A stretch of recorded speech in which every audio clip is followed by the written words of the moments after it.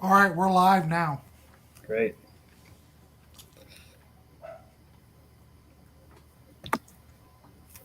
So Byron, how are you doing? Pretty good. I kind of wanted to do this last week, but I had things going on. But So I want to say welcome to Grants Rock Warehouse, and we have Byron here, who is, well, your stage name is what? BM Bolt. That's what I always call you. Well, that's fine. You call me whatever you want. Yeah, that's how I set up my YouTube account many Right. years ago. Well, when I look at it, I don't know what to really call it, but then I'm going like, well, BM Bolt, and that's what BM. I call it. Oh my God, my dog is going. Teddy, come up here. Why are you going crazy? Damn dog. So, BM Bolt, what's going on? How are Oh, you? not a whole lot. I'm retired, so I sit around the house a lot right now and listen to music and you know let the wife go to work and wait for her to come home. Oh my God. Okay. So yeah, I've been buying some CDs, some Well, records, all right, let's stereo go with equipment. that because I was thinking that the topic tonight would be that. So, let's start off with you since you're here now. Sure. Teddy, calm down. What what have you bought? Tell me what you bought. Let's share. Well, there was the big garage sale score that I had about a month ago, where I Okay. bought I bought 60 CDs for Yes, 15 I bucks. saw that. Yeah, so basically they were about a quarter. The guy had about 2,000 CDs. Mhm. He had said he had bought a storage unit or something, and he didn't know anything about what he had there, and most of it was crap. But But I got some steals out of there, but you know. but right. Well, in that situation, there's going to be some crap, A but lot of it. I'm just saying. Well, he's like, you could buy all of it for 150 bucks, which wasn't bad, but I was like, I only got 60 here. I don't think I can find, uh, you know, if I'd had 600 of them, it would have been 150 bucks. And I was Hmm. like, well, I only got 60 here. There's not 500 more that I want, you know. Right. But I probably should have grabbed more than I did. Well, yeah, but you got like a shitload. I'm just Yeah, saying. but it was a good day. I was there for about 4 hours digging through that. You were there for 4 hours and Yeah, dug through all of that. yeah. And then a friend came. I called a friend, and he came, and I kind of helped him go through it. What I, you know, speed his process up a little bit. So I went through it some of it a second time to help him. Yeah. Well, So last Friday I went to the half price book sale in Cincinnati, and I was talking about that before, but holy crap! Everything, all the CDs were like $1. yeah, All the DVDs were like $2. I looked at the DVDs, but I didn't really see anything that I wanted, really. I was like looking for like music related stuff, and I didn't really see yeah, anything. yeah.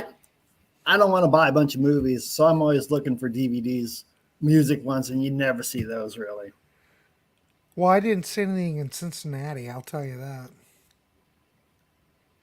But I got some good stuff, though. Where's my bag? Teddy, move. Probably not like what you got, though. Maybe. It's not a contest, right? It's not a It's contest. all about finding good stuff. But I did pick up this. Good one. It's worth a buck, Oh yeah, right? hell yeah. All right. Any Steely Dan.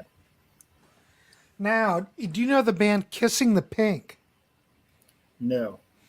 This is like an alternative new wave band. This was on Wounded Bird. It's a well, basically this is like their first album and like an EP. But I listened to this yesterday. It's fabulous. It's fabulous. Yeah, I have never heard. I don't think I've heard of them. Maybe. All right, but you've Once or heard of twice. Randy Newman, right? Oh yeah. $1. What's on that? Sail Away, Lonely at the Top. I mean, this is like one of his. Well, it's got Dayton, Ohio on there. I should be all excited about that. But, this era of Randy Newman, I'm just saying. I'm only familiar with a few things of his. Well, this was like $8.99 originally, so Can't beat it. I got that. What else did I get? Let's see. Bob Dylan, John Wesley Harding, Oh yeah. $1. Yeah, I got a Dylan at that garage sale for $0.25. Can't remember which one it was. It's like the white background with the black drawing on it.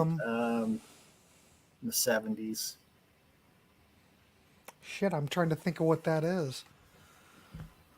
I'm not a big Dylan fan, though, but Well, but think about it. For $1, though, Yeah. good enough, right? yeah. I mean, I gave $0.25 for that one. I was like, well, I'm not a Dylan fan, but you can't Well, say there you no. go. Then I got Garbage, the first Garbage album. Heard of them. What was the song on here? Queer. I think Queer was the main song on here. But this is one of those. This is probably on the do not buy list. Did you see that with the do not buy list when I Oh, posted yeah, it? yeah. I saw you guys Okay.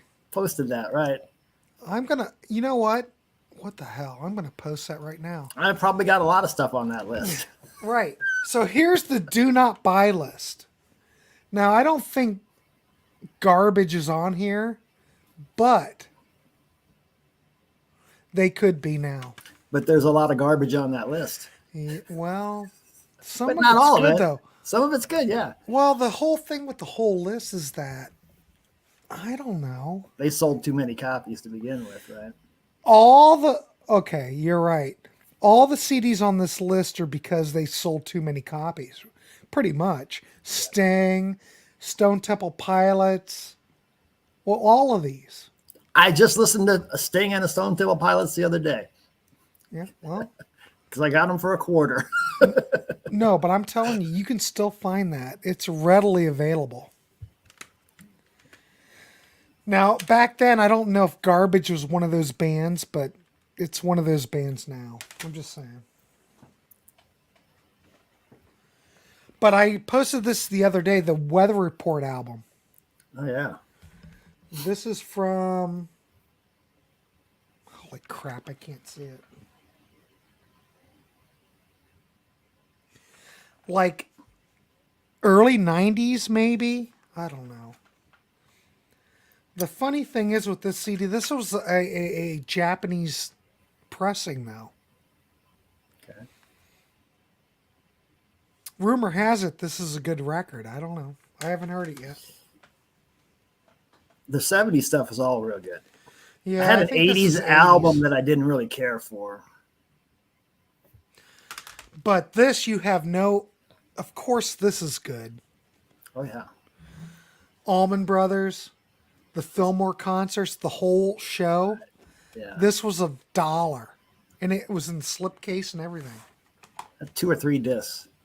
It's 2 discs. Oh, that's a good deal. Why was that $1? Because it was at the half-price book sale, the warehouse sale where they were liquidating stuff. Yeah, we have a half-price bookstore here in Omaha, but I've only been there a couple times, never really found anything. But Oh my God. Seriously? I need to check it out again. But we don't Do have. Go ahead. Go ahead. No, was this a special store or is it just a regular No, store? this was at like their corporate office. What they usually do, like every year, they'll like have a sale where they're trying to liquidate stuff. I mean, if I had the video ready, I shot some video of it. It's incredible. But what they'll do is they'll have like a big sale. They'll put all the stuff out they can't sell. Now this one wasn't quite as uh, good as the ones I've been at, probably because of COVID.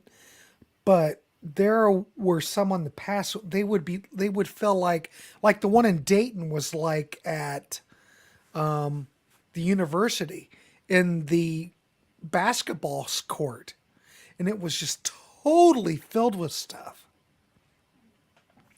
This was not at that scale, so but still it was good. I mean, I bought like 30 CDs for like $1 a piece. Buy low, like you always say. Buy low.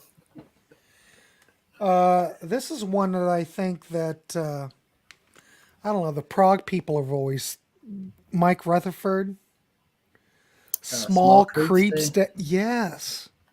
I've only listened to that once or twice. I wasn't really that interested in that one. Well, this is the recent pressing on Music on CD. I mean, this came out this year, but it was in the dollar bins. Yeah. So I picked that up. I'd buy it. Of course. You're a professional, for crying out loud. No, you have way more experience than I have, I'm sure. Stevie Nicks, Belladonna. I got that for $1 last summer.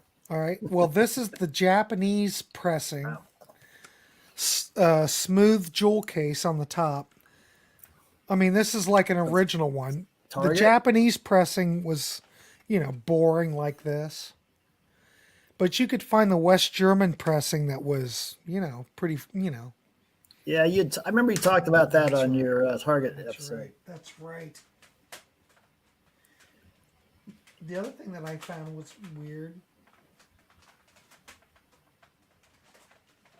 I actually found a bootleg there too. Bruce Springsteen solo acoustic. Yeah, gotta grab it. Well, for $1, Yeah. for crying out loud.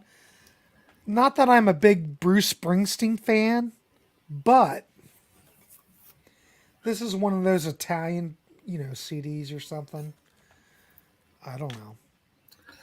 Yeah, I was at the Goodwill last summer, and I walked out of there with 30 albums, and they were 59 cents a piece. And I got a 3-disc Springsteen bootleg that day, and a single disc Springsteen. This is vinyl too, not CD. Right.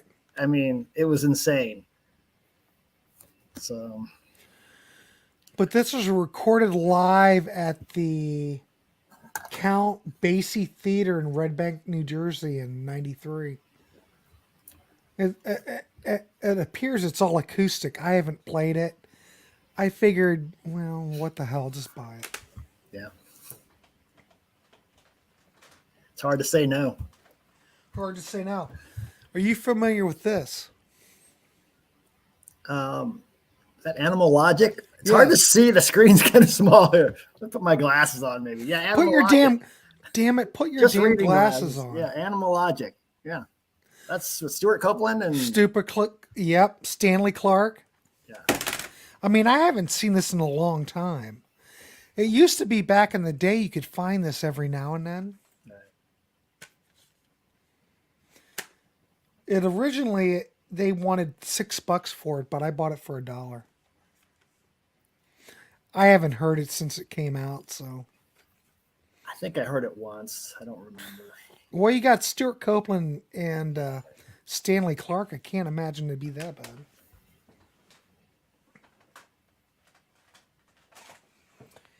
I did get this. Laurie Anderson, Yeah.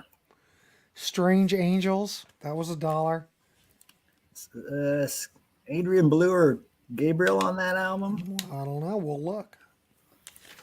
I don't know.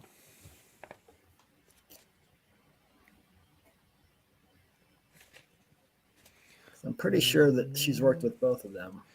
She did, but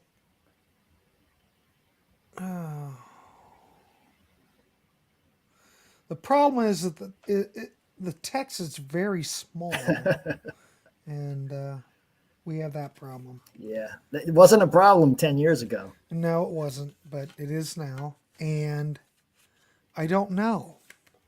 But I do know that this was a Columbia Records, Columbia Record House pressing. It wasn't. It was a record club one. But I don't know. I haven't listened to it. I mean, I like her work. Okay, it's all right. The other thing I got for $9 Emerson, Lake and Palmer live at the Isle of Wight Festival. Have you seen this? I don't think I've seen that one.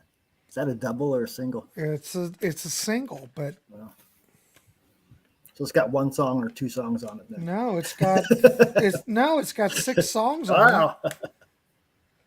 But it's on Manicore. I don't know. I saw it and I thought Yeah. it almost looked like a bootleg, but then I don't think it is. I think it's legit. Yeah, I've never seen that one. The funny thing is look at this. It came out from Amoeba in California, but somehow it ended up here. Yeah. I don't know. You tell me. I have no idea. It looks legit, right? Yeah, Manicore was that their classical label? No, Cotillion was their classical Well, label. Wasn't it? when the Emerson, Lake and Palmer albums came out, they on CD they were on this label. And if you go like on Discogs or Steve Hoffman or whatever and look those up, those are the ones that people really want. They are looking for those pressings because they're not futzed with. Dynamic range is intact. They haven't been like, fucked up with like mastering or anything.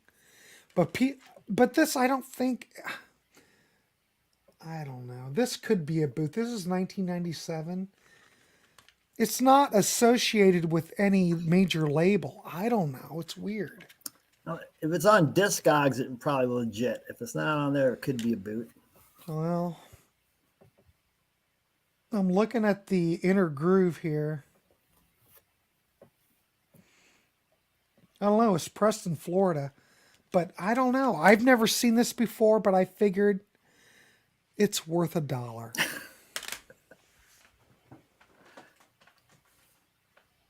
And I got this Close to the Edge.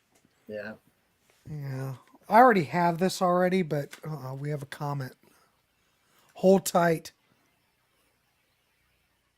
Oh, look. There's Zab. Yeah. Zab, what is happening? Show the disc once more, please. All right, you got it.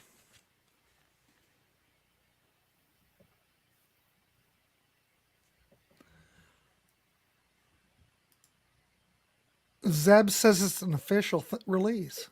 It looks official. Yeah, it's Isle of Wight.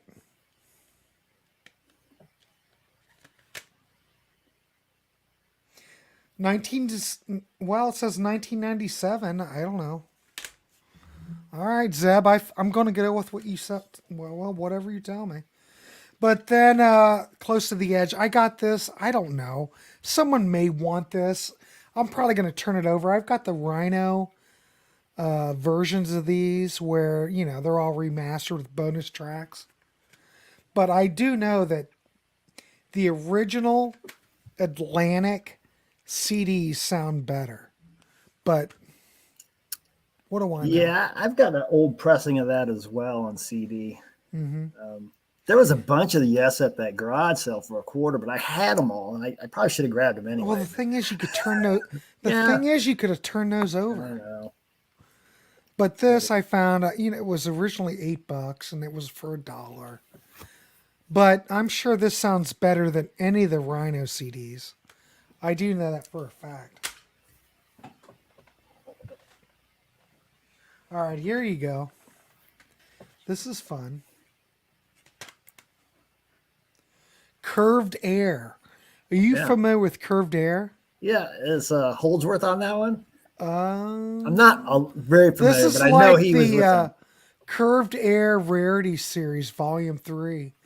The second British rock meeting in 1972. Yeah, I Uh-oh, don't here know. we that go. I've listened Zeb to says the SCD, the Rhino 2003 sucks. Well, yeah, I know. It does have America on it, but you know, I don't know. I've got it. Zeb, of course you have 4 different versions of Close to the Edge. Of course you do. But this is Curved Air. I don't know who's on this. Let me look. No Stewart Copeland or Alan Holdsworth. No. Did they have a female singer? Sonia. Yeah, that's what I thought. Christina, it looks like. Then again, I just bought it for the hell of it. I would have. $1. I'm just saying, I'll listen to it. What the hell?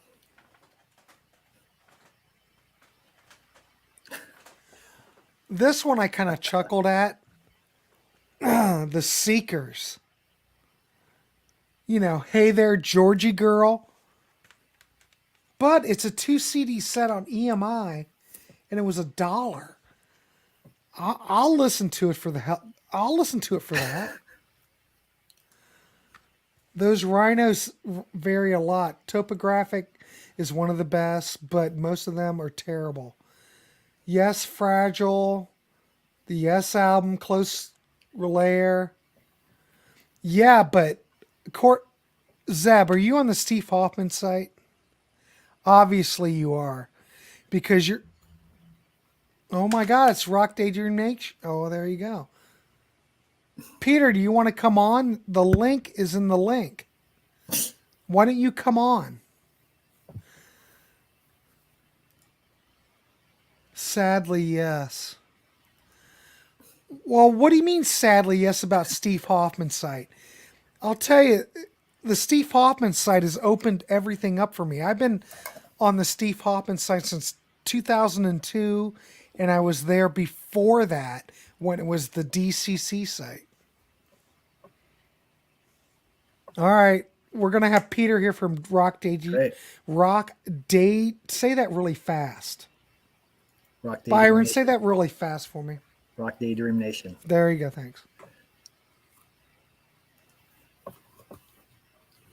Oh, no.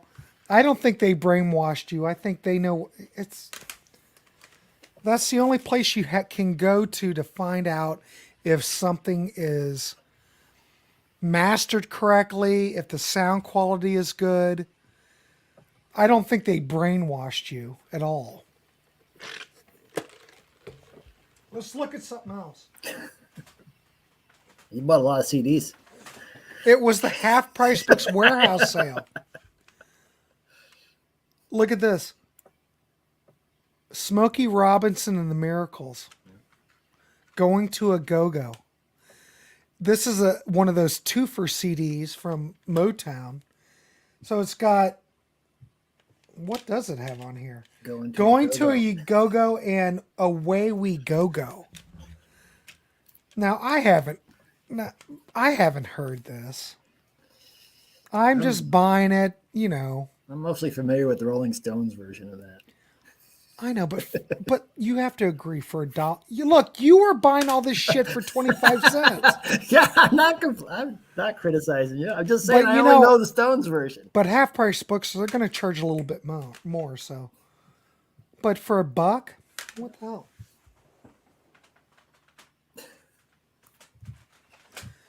See, this one I'll probably sell, but AM Gold, the Time Life series from, what is this one? The late 60s. I'm not going to keep this. I'll sell this. I mean, it's got all the great late 60s tracks. I'm just saying. But I don't need this, you know.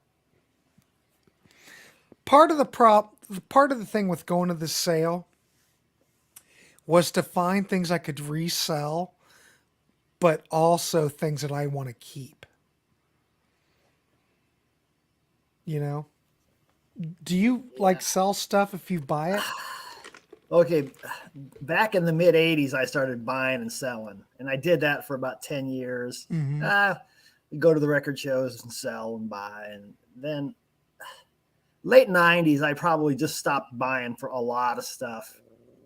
Switching to CDs, which I regret, but I was selling a lot of my stuff on eBay, and then I kind of just got out of it for about 20 years, really, and I was just started buying again in the last few years. Yeah, but there is nothing wrong with CDs. Now is the time to buy CDs. Well, yeah. Not I records. sold most of my Records vinyl are all back in the day. overpriced. It's all a bunch of bullshit. You know? But like you did, you bought all that vinyl, 20 years ago for $1? In the 90s. Yeah. And I was selling. I should have been buying. I should have been buying the dollar stuff like you were. Now I'm buying the CDs. What were we talking about the other night? I had U2 Octane Baby original pressing for that. I bought it for $2.50. And Ryan and everybody else on the chat went, well, that's like a $250 album now. I thought that Pop of yours would be rare, but it didn't. Maybe it's because it's not that great of an album, but it doesn't sell for a ton. Well, I had an original pressing of that. Yeah. Oh, here's Zeb. He's coming back in. I sold off a lot of my vinyl collection the last 5 years.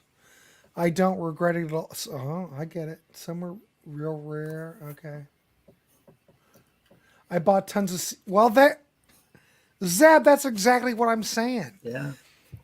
You buy for cheap, and then you turn it around, and then you can buy CDs, which... Like I said, eventually, this next generation is going to come up and go, oh my God, look at these. Look at this. We can put this in a player and it actually has sound on it. These kids are going to be mesmerized, and then the whole market's going to change. Just saying. Teddy, come here. Come here. That's all I'm saying. But, Zeb, I think that was a good move, probably selling all your vinyl at that point. Of course, now it's probably worth more, but I'm not judging. I mean, it's all a crapshoot. That's all I'm going to say. Let's see what else I've got.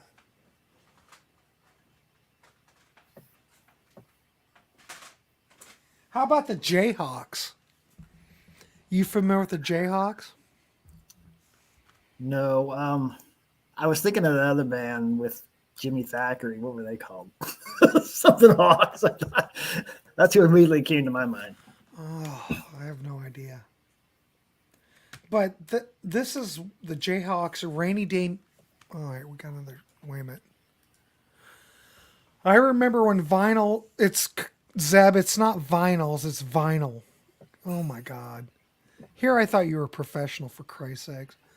We're yuck now. It seems like CD's yuck. Well, that's what you do. You go with whatever's yuck. Based on my teachings. Nighthawks is the band I was thinking of. They had Jimmy Thackeray. But the Jayhawks, they've put out some great stuff. Believe it or not, I every time I see some Jayhawks stuff, I pick it up, but I've never seen this record ever. But it was $1. You know the theme here. You're addicted. Well, I just like the thrill of the hunt. Yeah. Oh. Wait a minute. Well, Zeb, you need to take a nap, for God's sakes. And I got Crosby, Stills, and Nash. Yeah. I've had this before, but this is like the original pressing before they remastered it. Yeah. That's what you want. You don't want the newer one. You want the original one. The newer ones are all, all jacked up, really tweaked, loudness wars. You know what I mean? Yeah, compression. Stick with the original one. It's better. I wish they would have put the bonus tracks on the originals, though. Well, you can always buy the new one and play the bonus tracks, but then you've got this. Right. That's all I'm saying.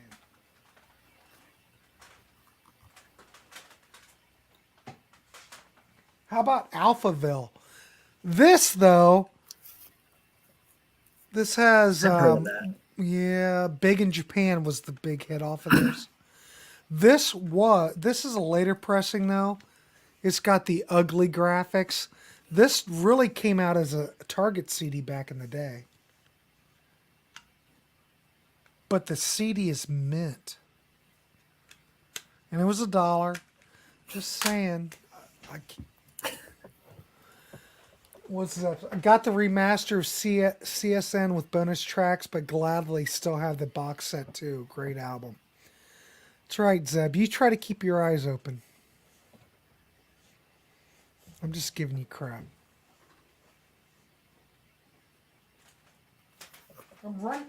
I'm running out of stuff to show. I got a stack here if you want to look All at right. some of my quarter CDs. So. Well, do it. Why don't we turn it over to you and show me some stuff? No, seriously, I want to see what you got. Here's the first one. It's not very rare, but it's probably the best CD that I bought. Show me. Oh, well, there's nothing wrong with that. Yeah.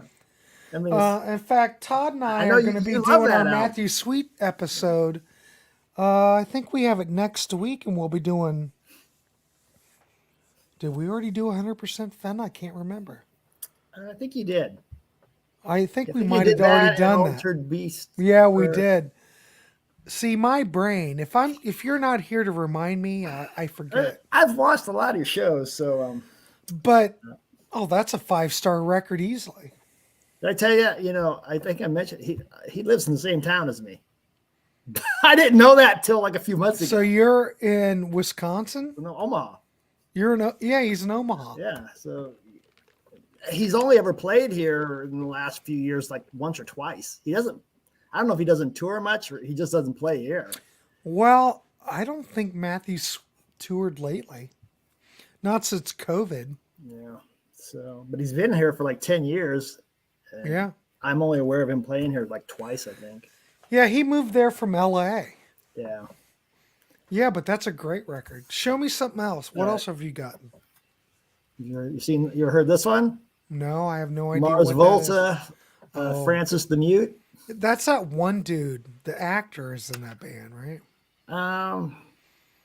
There's a couple Hispanic guys. Freaking wait a minute. Wait a minute, Byron. Are you ready for this? Yeah. I hope you're ready. It's Todd Evans. Hey. Todd probably knows that CD. Which one is that? Hey, Todd. Thanks for coming on. Sure. Mars Volta, Francis the Mute. Not as well as I should. Oh, okay. I'm way behind on Mars Volta. So Interesting. In fact, I don't know any of their stuff. Wow. I think they were in a band called At the Drive-In before that, which I've never heard. But, yeah, I checked them out about, 7 or 8 years ago, and then I just never dove fully into the catalog, but I like what I heard. Yeah, holy crap! So. All right, boys, hold on. Things are getting really, really intense now. What's happening? Peter Kerr. Hey, Peter. Oh. Peter, how you doing? Hello. Good to see you. Hello, Peter. How are you? Good. You're here with Byron and Todd Evans and me, of course. Hello. Nice to meet you. Hello, Byron. Nice to meet you. Nice to meet you, Byron. BM Bolt. BM Bolt is This is BM Bolt. Oh, okay. This is BM Bolt in person. Yeah. All right, good. Thanks for clearing that up. Yeah. That means Mars Volta, I crazy Prague. Zeb, you're out of control anyway. The first 2 Mars Volta albums is good, but it's a band you either like or not. Yeah, he's got a high-pitched voice. And the vocal is Geddy Lee times 34. A lot of horns, too. Oh, times 34. I thought that was an emoji. I thought that was... Well, Zeb, he's out of control. It kind of reminds me of King Crimson at times with the horns, and it can be kind of noisy, but he's got a real high-pitched voice. Well, you bought that for like a quarter? Yeah, so. Oh, well then, what the hell? I think that was worth it. I'll just go over a couple more so I don't take. No, you're fine. We're just shooting the shit. Show me. First Jellyfish. Oh my God, a classic. Another quarter. Now that record's going to be on the This Is Power Pop series eventually. Yeah, all right. I'm just starting to listen to them now, so I'm liking it. It's a wonderful record. To believe it or not, I saw them on that tour, and I saw them on the tour for the second album. Now the first tour they were like at I don't know, they were playing at I don't want to say God, how many people would this fit? I don't know. You could fit probably 1,000, 1,500 people in this venue. But the second time I saw them, they were out on a semi bed, with no, just like the bed. Do you know what I mean? Flat. A flatbed. And they were playing to like people back in the alley of in this place in Columbus. And this was like on, the second album. I saw them both. They were just absolutely wonderful. I mean, I love Jellyfish. So they broke up, right? And what have they been doing? Or No, I they don't know broke much about up. them. I don't think that Andy and Roger get along anymore. For some reason, I think Andy has some kind of issue with Roger. But there is a Roger Manning solo album that is very Jellyfish-like, if you like Jellyfish. If you like Beatles and Supertramp, Then in your you're wheelhouse. it- They're in your it's- wheelhouse. Exactly. Yeah, they're new to me, but I'm enjoying this so far. So You got that for a quarter? yeah, God, Jesus. this is another one I got for a quarter. Tomahawk. Ah, lovely. See, I don't know that. Yeah, that's familiar to me for some reason, but I can't figure out why. Mike Faith Patton. No More. Faith No More. One of the many. Mike Oh, okay. Patton- Okay. I had heard, I think, a different one of theirs. I hadn't heard this one before, but this one's really good, I think. That Mike So- Patton, he's brilliant. He's just, he's one of the stars of the 90s. But, this is missing the cover, but it was worth a quarter. The Sons of Apollo. Oh yeah, Have the you heard first one. that? Yeah. Really good. Really Yeah, I good. had both of them. Yeah. I was shocked to see that in this Yeah. boxes. It was all old stuff, really. I'm like, what is this doing in here? So Does that have any love for Happy the Man? Yes, I like Happy the Man. Yeah, I do too. I've only had the heard first record. I didn't have the second record. I've only got CDRs of their stuff, but I think I've got 3 of their albums. Look, it's Rand Anthony Kelly. I'm only going to go, I'll just go over one more and then let you guys. They had, What? No, this is Well, great. he I had already four- went over all my stuff. Keep going. There were 4 or 5 copies of this at that sale, and they were a quarter. I grabbed 2. My friend grabbed 1, and I left. I probably shouldn't have left them, but I don't. That's a beauty. It's That's the, a- Yeah, Is but that the that's remaster of Double Fantasy, like the it's a deluxe or something? 2-disc, yeah. so Okay. That is wonderful. How much? Yeah, did you I don't pick have up that. for? a quarter. A quarter. But what's weird is that there were like 4 of them there. Yeah, okay. So I grabbed 2 of them. Like I said, my friend grabbed 1. I left 1 or 2, but Yeah. there were. Okay, I didn't know who he was, but there were 4 or 5 sealed copies of who's the guy from shit. Brain problem. Brain issue.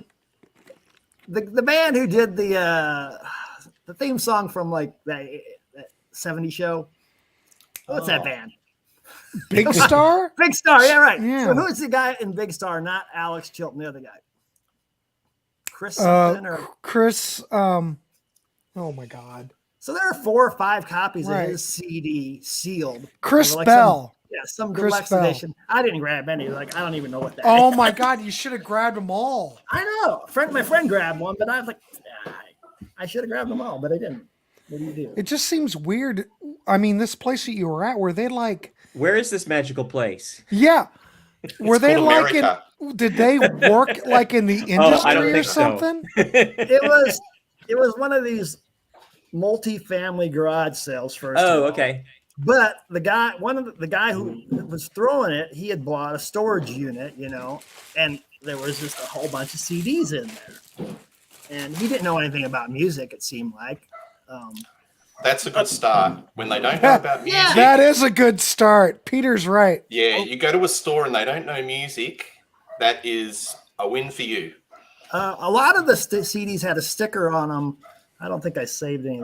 From some chain of stores that were down in like Tennessee and Kentucky, and I don't remember the name. So I think part of it might have been some of their surplus inventory too. Mhm.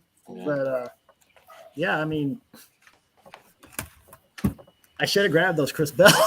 I've never had that kind of luck before. Got this Dream Theater, which I already had, but I'm not going to leave a Dream Theater. No, don't leave that there. 25 cents. Yeah, I don't like. I tried to tap into Dream Theater, but I couldn't get into I like it. them. I didn't understand it. Oh no, we got more spam. This is the hybrid disc version of Back in Black. That was a pretty good deal. Why do we get? What's that? The hybrid? What's Back? that? It's one side's a CD and the other side's a DVD with some bonus footage and. Yeah. Okay. You can't say no. Kraftwerk Autobahn. Oh, I've got an original. I think it's a West German version of that. What is that? What's that pressing? This is an American On Electra? yeah. All right, that's fine. I've seen those too. Those original copies go for a real penny. Yeah, mine's like a German one. This was a Japanese pressing here. I got a domestic version of that. So got the Japanese writing on it. And this is part of that buy that you. Yeah, these are all. Holy crap. I've only showed you about 10 of the 60 I bought. You can bring more out. So this is a show your recent purchases of CD show. Yeah, this was I bought these all in one day at a garage sale. Fantastic. Van Morrison bootleg. It's early demos mostly. That's cool. Little Feet Down on the Farm, which I had never owned, which was a good find, I thought. Now, will you have time to listen to all of this? I've listened to all these. Look at this. Peter, come on, man. Look, I got all this at the half price books thing. When am I going to listen to it all? I'm retiring, and I'm just going to listen to CDs all day. Well, I retired about 2 years ago, so I do have a lot of free I time. like it. I envy you. But Peter, look at Todd. Every time we do a show, Todd's bringing out, oh, well, I've got this. I've got this. We did the They Might Be Giants episode, and he's like going, yep, got that. Todd Evans, you're the Roger Moore of prog. I think Todd's got everything. The Suavo Roger Moore. Is that true, Todd? Do you have like everything? No, I don't. I've got a lot of holes in a lot of my Oh, collections. well, I have a lot of holes and They Might Be Giants, that's for sure. But I'm going to go on record that I ordered a couple a day. So, I'm going to show. This is science because Oh, good. I got This Is Science coming, and I got, oh, crap. What's the one with the pink car on it? The pink truck. Join Us. Join Us. I got that coming. You'll enjoy that. Yeah. But I mean, Bicycle Legs was like promoting this stuff. Yeah, he had more. He joined the fan clubs and the CD of the Month clubs and all that kind of stuff. He had a lot of stuff that's out of print. So. Right. Rand, I have something I want to show you, but I don't want to interrupt Byron. Byron, do you want to keep going? It's all up to you guys. I mean, No, we're just hanging out, just rapping. That's all we're doing. I have a question for Byron. Which model Pioneer receiver is that behind you? Because that's my 780. Oh, okay. I've got a 580 over here. Yeah, you had mentioned that. I just got it. Yeah. That's not the 900 or the big dog. You're getting close there. The 1280 is the one that the will 1280 is what cost you a lot of mortgage money. payment. Yeah. And I'm getting more spam about. So my very first receiver was a 580. Okay. And I bought that in like 79. Those are the loudest 20 watts I've ever heard in my life. But I blew the channel twice on it, so I threw it away back in like the late 80s. But that's the 780. But don't forget when they were back in the day, those 1970s receivers, they were very underrated. I mean, they would say it's 20 watts, but it's more like 50. Yeah, it's all kind of. I'm restoring receivers now, so good. My background's electronics. The 580 I bought was restored by a guy who does that. He got, I don't know what his job was, but he's on eBay, and his name is the Happy Handicap Tech. And he got in an accident and is in a wheelchair, and so he started repairing vintage receivers, and he does really nice work. So I was really happy to buy one. How much did that cost you, though? $350. Oh, not bad. Well, I got that 780 last year at the Goodwill for $25. So. Oh, nice. Did you have to do some work to it? No, it's a mint condition. I know eventually, but it doesn't need anything right Because now. mine apparently, other than the main caps, is recapped. Yeah. So it's very nice. But it still has some issues with the controls. They're dirty. Well, they're not staticky, but the function control and the volume is a little bit. When you play it at a low volume, it sometimes will lose a channel and come back, and it's got probably deoxid dirt. in it, but it It's needs probably more. dirt. They've just gotten a little finicky.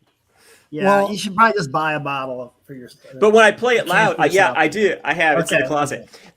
But when I play it loud, it doesn't have any issues at all. It's just when I'm not trying to not wake my wife when it has issues. it's dirty down low, but not up high. Yeah. probably. Well, like Exactly. 2 years ago or a year and a half ago, I bought a Sansui receiver at Goodwill for, I think it was $10.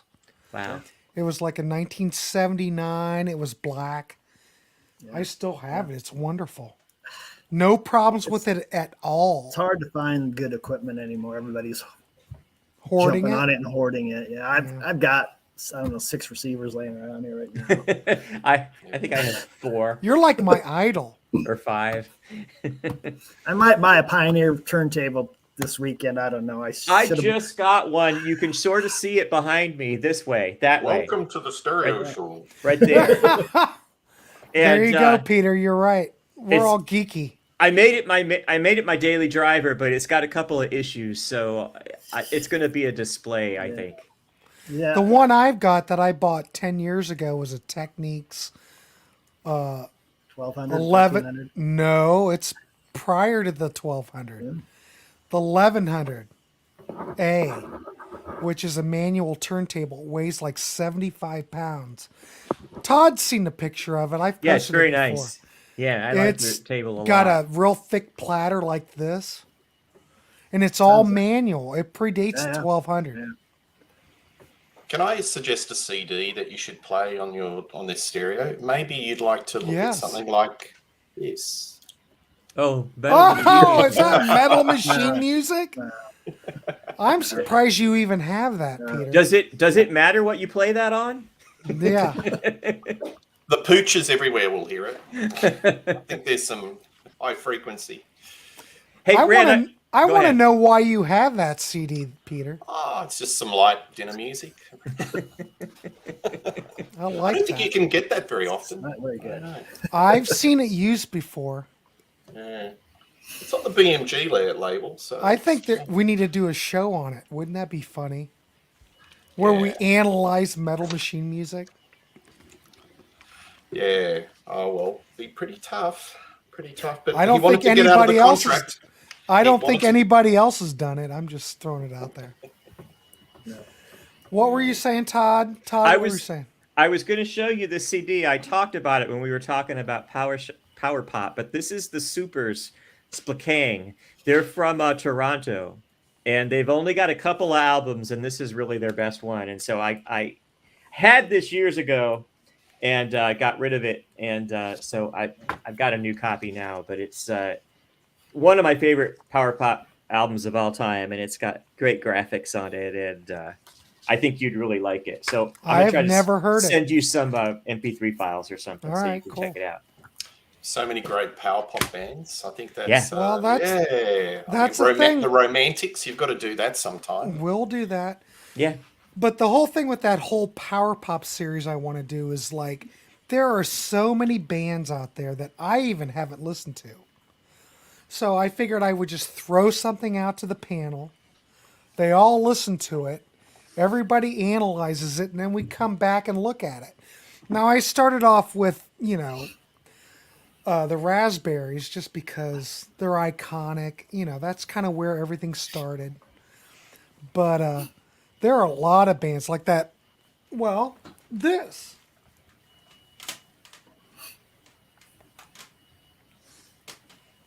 Where's my damn graphics?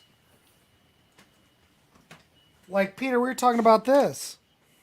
Oh, what a great band, the Plimsolls. Now, Peter I've Case, I've got the love 'em. CD now, yeah, but I have never heard this. yeah, yeah. it's So killer. this will be like, something new. Mm, I mean, Yeah. we can't all be familiar with everything. yeah. So anyway, this will be like the second episode. Absolutely. but I'm going to study this. Yeah. So Peter Case was in an earlier band called The Nerves, and they were famous for a song called Hanging on the Telephone. They wrote it for Blondie. Blondie, yeah, that's right. Blondie did a version of that. Yeah. I have a Peter Case story. Do you guys want to hear it? It's very short. I would love to hear Go you. ahead. When I you'll be disappointed. When I was college age, I graduated from college. I was in my 20s. I dated this girl when I lived in Athens, and she loved Peter Case. And Peter Case was coming to Athens to play at the 40 Watt Club, and she said, "Will you go to Peter Case with me?" And I was like, "Sure." And like about 2 weeks later, before the show, she broke up with me, and I said, "Can we still see Peter Case?" And she said, "No." Was this the graduate student that you were going out with? No, this was someone else. Oh, but I always just thought that was so funny. I was like, "Oh, well, can we still go to the show?" No hard Todd's feelings. busy there at Athens. And he's never heard a Peter Case CD since. He was like, Did you get any closure on that relationship? I'm not really Do you sure know what why you I did didn't wrong? just go see Peter Case anyway, but I didn't. I was like, well, fine. But so go she ahead. ended up working at the REM office in Athens. She was the receptionist at the REM office. Really? Yeah. This whole history with Todd and Athens, Georgia is just amazing. You never know when he's going to pull out something, and you sit there and go, "I'll be darned." Really? You got a B-52 story, Todd? Bumped into I actually any of those don't because guys? They were missed probably them. gone. They were gone by the time I got there. Okay. But Pylon. What about Love Tractor? Any Love Tractor stories? They were also sort of done by that time. They weren't done, but they weren't. I didn't see them around very much. REM stories you bumped into? Michael Stipe used to come into. I used to work in a photo lab. Remember those? Yeah. And Michael Stipe would come in, and I used to develop his film. Yeah. And so here's the thing about Michael Stipe is he's a terrible photographer, but he loves photography. So terrible. He had bought this camera, and it was a medium format camera, a 120 film camera, and I don't know if you all know what that is. I had a Kawa. I had a Kawa 120. Well, I loved it. He bought a Mamiya 6, which at the time was probably like a $3,000 camera. Yeah, it's a great camera. Didn't know how to use it. And so he would shoot black and white film, and he would bring it to our lab, and I would make, I worked in the black and white lab, so I would make contact sheets, which is, just one sheet of paper that's got all the little frames on it. And he would pull them out and look at them and go, "What am I doing wrong?" So I would try and help him. And I was trying to get to the point where Michael Stipe, if he saw me on the street, would say, "Hi, Todd," but all he ever said was "hi." It's like I knew him, but he didn't really know my name. He just knew I was the guy from the photo shop. But I told this story on an episode of the Contrarians, I think. I'll tell it again just in case you guys haven't heard it. Yeah, because I have not heard this. Okay, so one of the things that he had, one time, by the way, he brought a bunch of film, and it was a bunch of pictures of U2 backstage in New York. He had gone to New York to see U2, and it was just a bunch of photos of U2.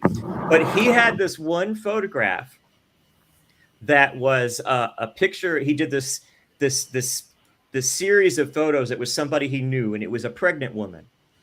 And he had taken a bunch of portraits of her. Mm-hmm. And he was real proud of them. I really liked it. And, his style was basically everything was mostly blurry.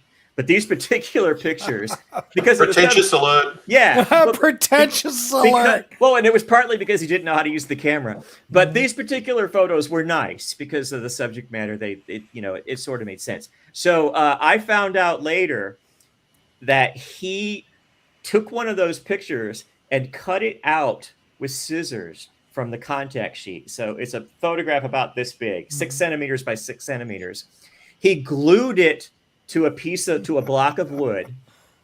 He shellacked it, and he donated it to Elton John's age auction. And somebody bought it for $20,000. Well, 20,000. Oh, you're kidding me. That blurry Mamiya, picture, a blurry picture of a woman that I developed, and he cut up, with scissors. You could have done that. You could have done that. But I wouldn't have got $20,000 for it. Remind me though, Todd, that Mamiya, was that Yeah. a rangefinder? Or was that an Yeah. SLR? Yeah, it was a rangefinder. All right, So it this was is why he big, had problems. like this big. I know, yeah, but it was a rangefinder, so he wasn't lining up the. Yeah, he Yeah. didn't really understand it. He didn't understand it. That's one of your favorite dinner party stories, isn't it, Todd? It is. I love that story. The Kawa though I would. was a wonderful camera, and it was an SLR, and you could get those fairly inexpensive, Yeah. and they had great optics. So I Yeah, shot. the issue with Kawas is that if they broke, they were extremely difficult to fix. Right, you didn't want one that was broken. Right. The right. one that I had was phenomenal, but of course I ended up selling it. But I shot a lot with it. It was a great camera. See how this goes? It just goes off on a tangent. I hear that Michael Stipe's not fan friendly. I've heard lots of stories. He's not a nice guy. There's a twist to that though. He's very fan friendly if you don't act like a fan. He likes to talk to people. Just If like you you know. if you start a conversation that doesn't have anything to do with him being the guy from REM, Right. he's Yeah. very friendly. But he doesn't like He doesn't want to hear your that. music means so much to Yeah. me. He doesn't like that. Well, he turned me off when I heard that quote where he related Beatles to elevator music. I thought that was outrageous. Yeah, and I don't remember. just- I don't remember the time frame of that comment. But he didn't. He never. Let me. How can I put this? He never struck me as a person with very good taste. That it doesn't surprise me that he would say something like that. Yeah. Well, I do remember being down there, like, what year was it? Oh my God. What year did Automatic for the People come out? Help me. 92. 91, 92. Yeah, something Must like have that. been 93, maybe. I was down there with my girlfriend. And I think, Todd, I told you about this story, but we were just walking around Athens. We were going through, just checking out the sites, going to, all the clubs, checking out music. And we were just happened to walk down the street, and Michael Stipe was walking one way, and we were going down the street the other way. So I said, oh my God, Carrie, we need to go. Let's see where he's going. So we followed him over, and he ended up meeting people at this restaurant. I couldn't tell you what restaurant it was, but he was in one booth, and we sat in the booth right next to him. So we could hear everything they were saying. Now this is when, that whole bunch, there's like 3 dudes that went and met him. They were all hanging out talking. I don't know who any of them were. They weren't anybody who I knew. But they were talking about, he was saying, yeah, tomorrow I have to fly out to do whatever, that Grammy Award episode with Natalie Merchant where they did To Sir With Love. Yeah. He was talking about, I could hear him talking about it, that, yeah, I've got to fly out tomorrow to do that show. There was a time when there's a bar in Athens called the Globe, and it's somewhat famous, and it's still open today. And I was in there with my first wife when we were dating, and a couple of 4 or 5 other people. There were a couple of girls with us, and Michael Stipe was sitting in a booth with somebody. He got up and he left, and so we took the booth, and he left behind. He used to roll his own clove cigarettes. So, oh my God, clove cigarettes. He did all of that stuff. So he left behind this package of rolling paper, and my soon-to-be wife, who was a huge Michael Stipe fan, just went to grab for it, and those girls fought over that. They were, and my wife was like, "Oh nope, I'm getting that." I used to, at the photo lab that I used to work for, we hired Bill Berry's wife. Bill Berry was married to this woman named Mary Berry, which is funny. I recall that, yeah.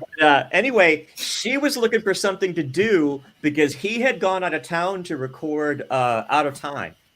And they started that album. I don't know if you remember this, but they started it at Paisley Park in Minnesota at Prince's studio. All and right. he would call, and she would always take the call. And this was before cell phones. So he would call the store, and she would pick it up, and she'd have conversations with him. And I'd always try to hover to see what he was saying. And something happened, and she laughed, and after she hung up the phone, I said, "What was so funny?" And she said, "I guess Prince tripped over him, like he tripped over his feet and almost fell." And she said that Bill Berry said to her, "Prince just tripped over me." Yeah, because he stuck his foot out. Yeah.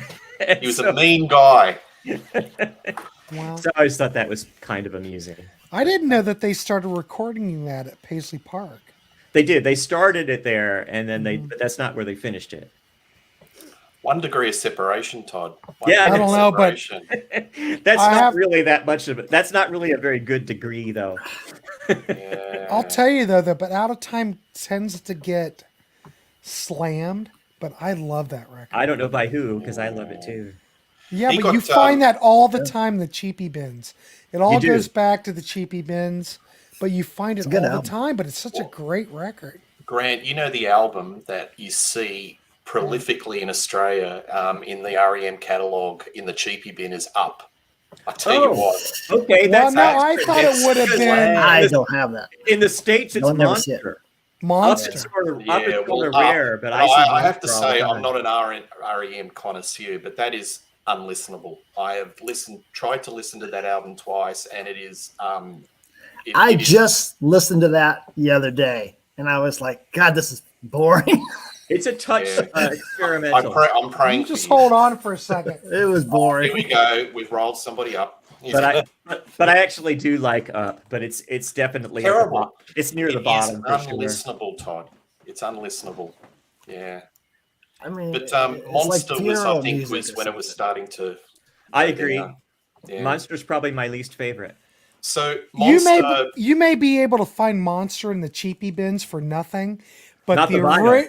the original vinyl pressing is expensive as shit. Yeah. And look how much I bought that for. $7. I think that's better. that would than Up. be going for a couple of $100 on Discogs. If this is mint. Because this is when vinyl was on the way out. Yeah. Right. So I bought Well, this. It was really kind of already out, but REM Right. were one of those bands. Trying to think of what the other band is. Here's an that original they would vinyl still of do Reveal. vinyl in limited quantities for. Duran Yeah. Duran were another one. The Duran Wedding Duran album. were another one. That's correct. Here's an original vinyl pressing of Automatic for the People in Shrink. I don't know how much this goes for now, but I What know did you pay for Monsters. that reveal? Because I would love to have that.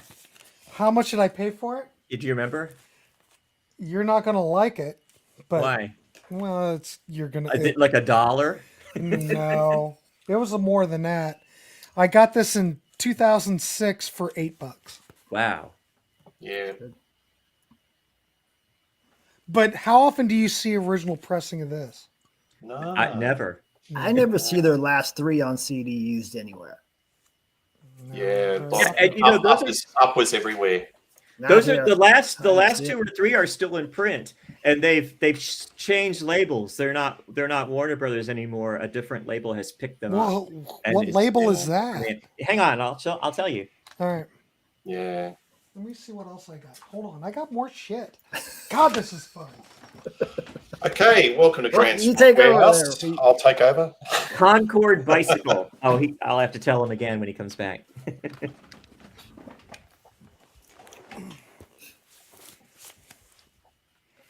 Isn't it funny that he's always got Hold these on, let me records get in my close gear on. I proximity? can't hear anything. Concord go ahead. Bicycle. Concord Bicycle is the label that's put them I've back. got Concord, like Yeah. Paul McCartney was on that. Yeah. How about this? I have Nice. that on vinyl. Murmur with the original hype We sticker. see that occasionally. That's about a $45 album with a down here in hype the South. sticker on it. Yeah, I saw. I it with got the this hype for recently. $4.99. I'm not trying to gloat or anything. I'm just telling you, things are not what they used to be. Here's Dead Letter Office. I got that for $4. Hey, Byron's got one. Hype sticker. Oh shit, Byron! How much did you get that for? 50 cents. Oh well, you About beat me on About that, 2 years bastard. ago. How about this document? It's lucky. It was $1. About 10 years ago, that was a $8 to $10 record around in the South. But What is it more now? now? About is it now? about 35. I got it. Look at that, Yeah. $1. Does REM still get talked about in America a lot? Because I tell you what, in Australia, No, I don't think so. no, nobody Green. talks about them anymore. They're sort of. I think their stuff's still forgotten. worth quite a bit, especially on vinyl, right? But This is. Yeah, I get the I got impression. green. Look at CDs this. are all over the place. I mean, it's mint. Is that an original green? Yes, all Okay. my stuff's original. You know, Todd, I'm old. I don't mess around with this sold all my repressed stuff. So what's Michael Stipe doing? Dead Letter Office? He No, did wait a minute. Lights He for released this Pageant. single about 6 months ago, but it was just like a charity thing or something like that. It was very Yeah. low profile. I don't really know. Here's Fables of the Reconstruction. Mike Mills has been busy. $4. I got that in 97. Look at that. I've got an REM rarity. Hang on. And then I got, Reckoning, my favorite REM album. I got that for $5. Like in 1990. Looks like 97. Yeah. I mean, I'm just saying, I got all kinds of crap because I bought all this stuff when it wasn't worth anything. This is interesting. This is a CD called The Best of REM. It's an import. That's an import. Yeah, it's the. I've seen that a lot in Australia, Todd. Yeah, it's That's this one everywhere. here. I'm pretty sure is from the UK, but it's yeah, UK. But I never saw it before seeing it a couple of months ago. No, I've seen that a lot. So, the legacy of REM at the moment, stocks up, stocks down, probably I think people a little forgotten bit. about them. I have some really strong humorless opinions about REM. If you want to hear them, do you want to hear them? Yeah, we're here just Todd. We're here just to shoot the shit. Just go ahead. I think that both fans and the music press were extremely unfair to REM the last 5 years of their existence. Okay. And when they decided that they were going to hang it up, that they were going to retire, the immediate thought I had in my head was, good, they won't be around to kick around anymore. They were getting terrible reviews when they didn't deserve them. They were getting dismissive reviews, and people who were interviewing them were dismissive about them. They weren't getting any good press at all. And I thought that they were on a real uptick with their last 3 albums, and I was angry. And I was disappointed when they retired, but a part of me was like, good, I understand why they're doing that, because they're probably tired of getting kicked.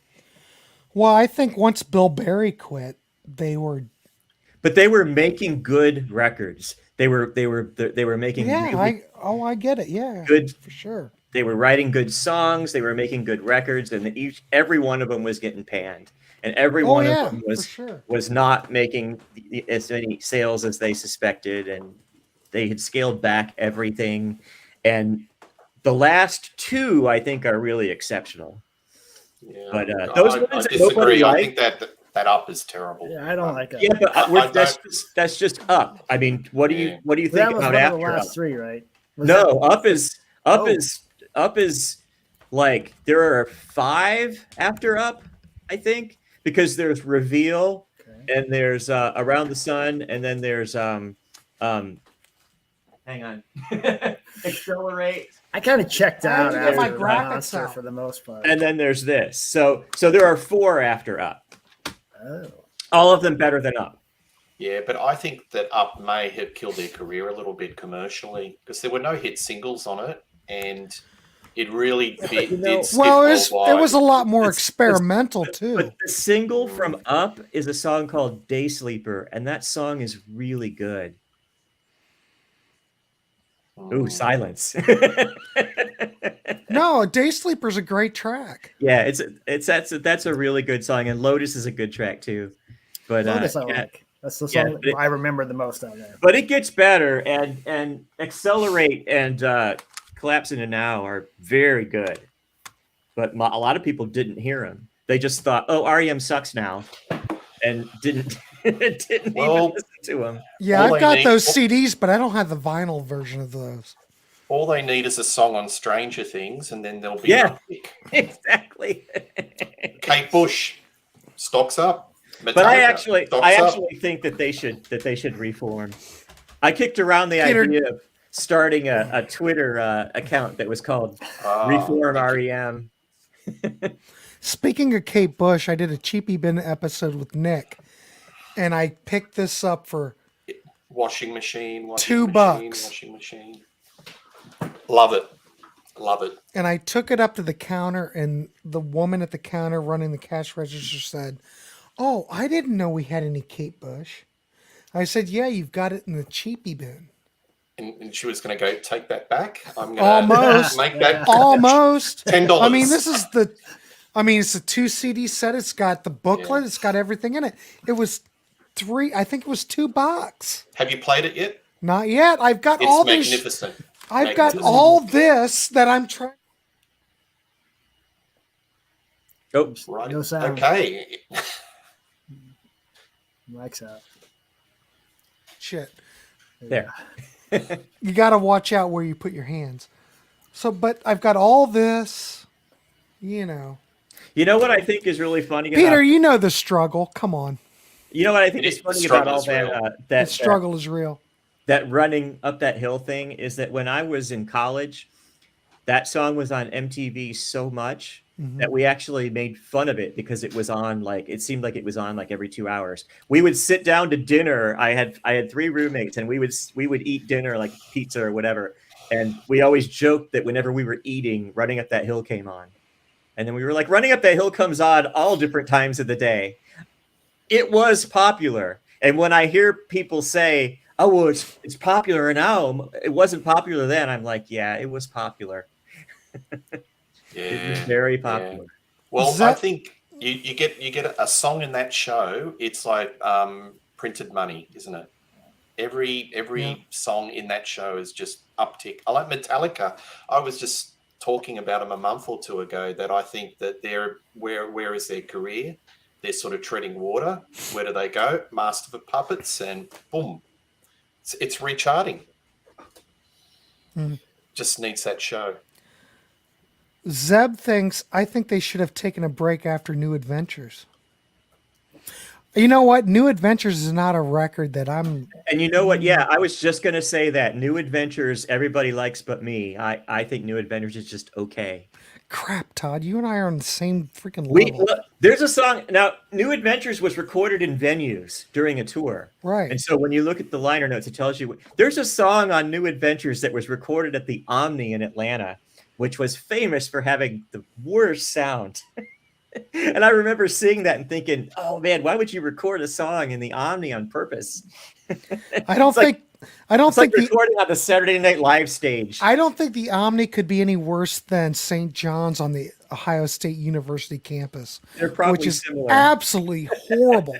It's a basketball arena, and oh my God, it's horrible. Who'd you see there, Grant? I saw Foreigner on the Double Vision tour when I was a wow. kid. Okay.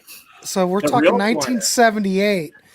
Ambrosia opened up the show, and people were like booing Ambrosia when they opened. And David Pack went to the audience, and he just went like this. They And deserve he went. Good. It was great, and I was like a kid, and I'm going, "Holy crap, what is going on?" So was that Prague Ambrosia or commercial It Ambrosia? was Ambrosia. What was the Probably album? The LA album. Probably kind of a combination. It wasn't 180 yet. This was the album before 180. But I like all of Ambrosia. No offense. I don't know. I think Ambrosia was freaking great. I like Ambrosia too. I love it. Those first album, even 180. I like I know 180 it a might lot. be commercial, The hits are good. but oh my God, what a great band. There's a lot of great playing on 180 on the songs that didn't get played on the radio. But when I So- saw Ambrosia then opening for Foreigner, I knew who they were because they were kind of coming up. They were getting a lot of play on the radio. I know who they were, and I was just surprised that the audience was just like booing them. There was a show that I wish I had gone to. I didn't go to it, but when Storm Watch came out, Jethro Tull played in Atlanta, so I guess that was Yeah. 1979, Yeah. and UK opened for him. Oh So, my God. and it was Really? the later. It was the 1980. It must have been 1980 because it was Terry it Bozio was the playing Terry drums? Bozio and UK opened for them, and Oh the my booing God. never stopped. The booing And they- started at the beginning and never stopped. And if you can imagine having the opportunity to see UK and everyone booing, it's so weird to think about that. I think there's a topic for you, Grant. You know, very awkward, sort of support acts with main Yeah, I acts. think it's Peter, great. that's a good topic for you. What are you talking about? Don't give Don't these away your good ideas ones. away. You could do that. Come on, man. What does Wait a that minute. mean? I'm missing a Zap. Go to where they're YouTube ranking the albums of Wobbler by Peter Pardo. and Wobbler's Rand pretty Kelly. good. Look at Rand Kelly's always pumping up himself, pimping himself out. I don't Who's even this? know who Wobbler I is. I saw Wobbler really early. I saw Wobbler Yeah. in 2004 open up. Well, they did a festival with. I went to see IQ and Wobbler was there, and they were like brand new. Nobody knew who they were. Oh, Yeah, they're like early Genesis sounding Yeah, Scandinavian band. brace yourself. Rand has stopped doing ranking shows. Crap, I was worried about that. Oh my God, Rand, how can you stop? I don't even know what that is. Ambrosia heard the name Proggy. Oh my God, Zeb. First If you're two going to are get Ambrosia, get the first two albums because the first two albums are prog and they're some of the best, greatest prog albums ever made. I will say that. and then they had hit singles. I bought one of their hit singles, And they for my had girlfriend hit when I was in singles 7th grade. off the prog albums. But you can go to Sea of Tranquility and listen to Pete Pardo talking about Ambrosia. He will probably back that up because those He likes first two Ambrosia albums are absolutely brilliant. Yep. Kenneth Nash. I don't know Kenneth Nash, but Kenneth, welcome. Nice to see you here today. He's watching on Facebook Live. It looks like. He is, but yeah, David Pack, what a great vocalist. And I don't know what he's doing anymore. I know he was like producing or maybe writing for other people, but I don't know. Zeb's, I'll check them out. Zeb, the first two albums. Now you could probably look in the bins. You could probably find the first two albums used fairly cheap. I never see those, Grant. They're out there. I've I'm got gonna them. have to start looking.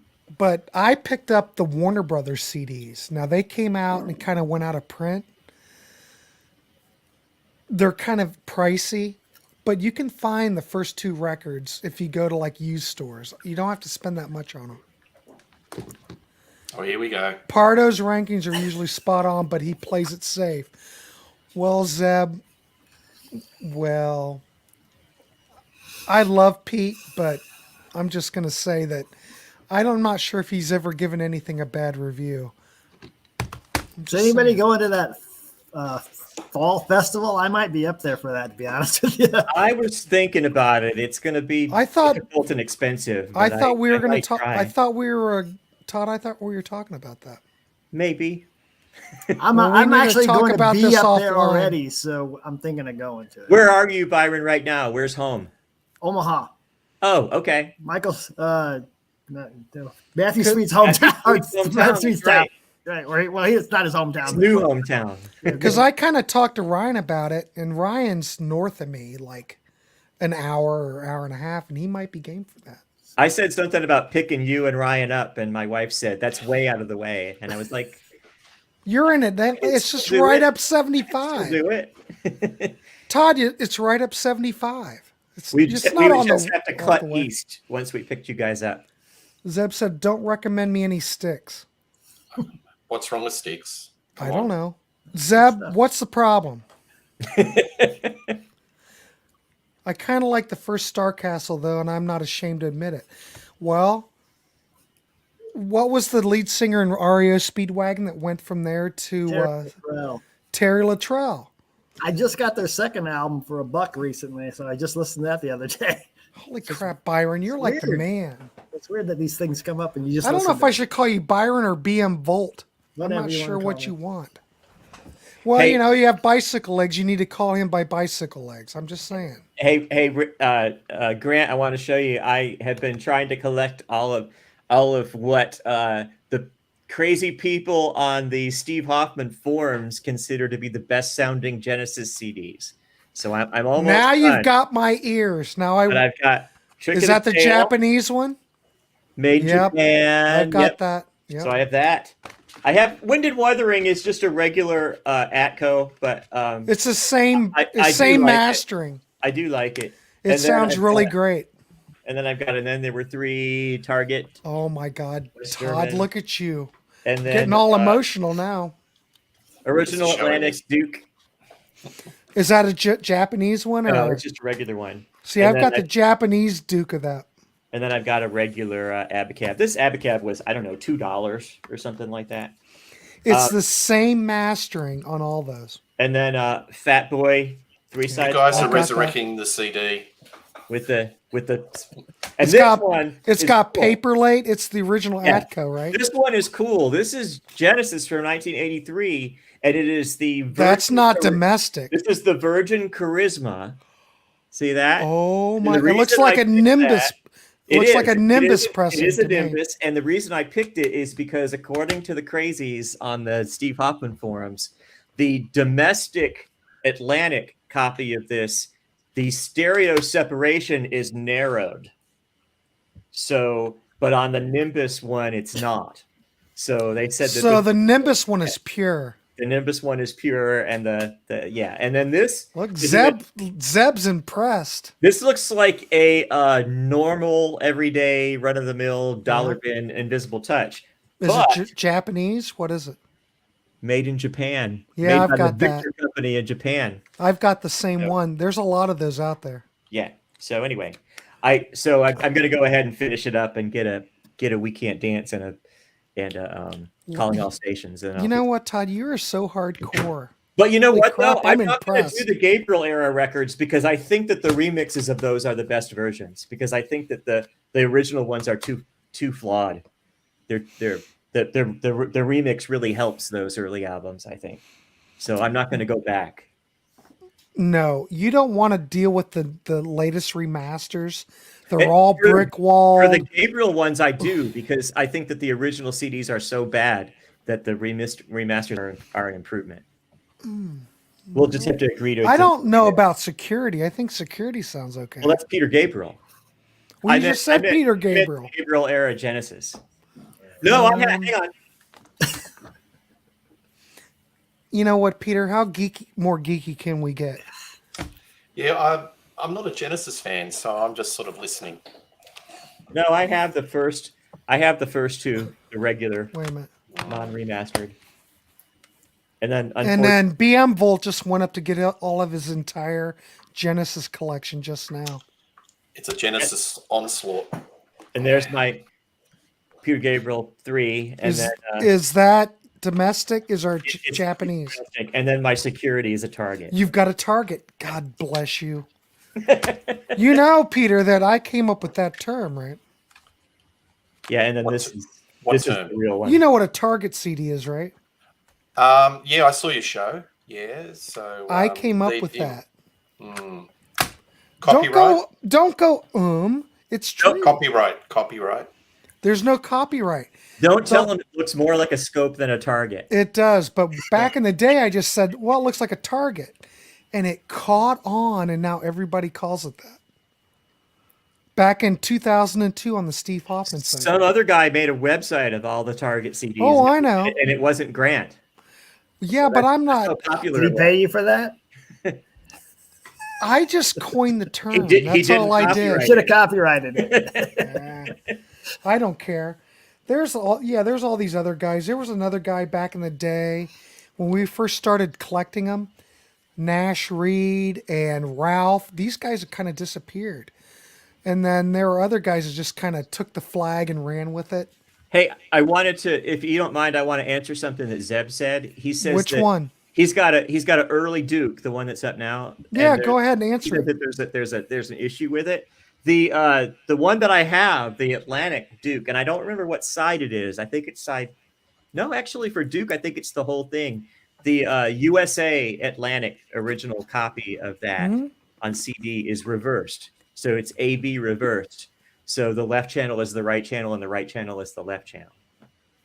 So that's the compromise that you have. So is the Japanese pressing the same way, or is that just on the Supposedly domestic the one? Nimbus one is not, and for a while there, I had a Nimbus one, but I didn't personally like the way it sounded. So Really? this is the one that I had when I was in college, and so even though it's wrong, it sounds right to me because I'm used to it. Well, So even though the channels are reversed, it still is it does sound great. and this and then there were 3. Side 2 is AB reversed, but side 1 is okay.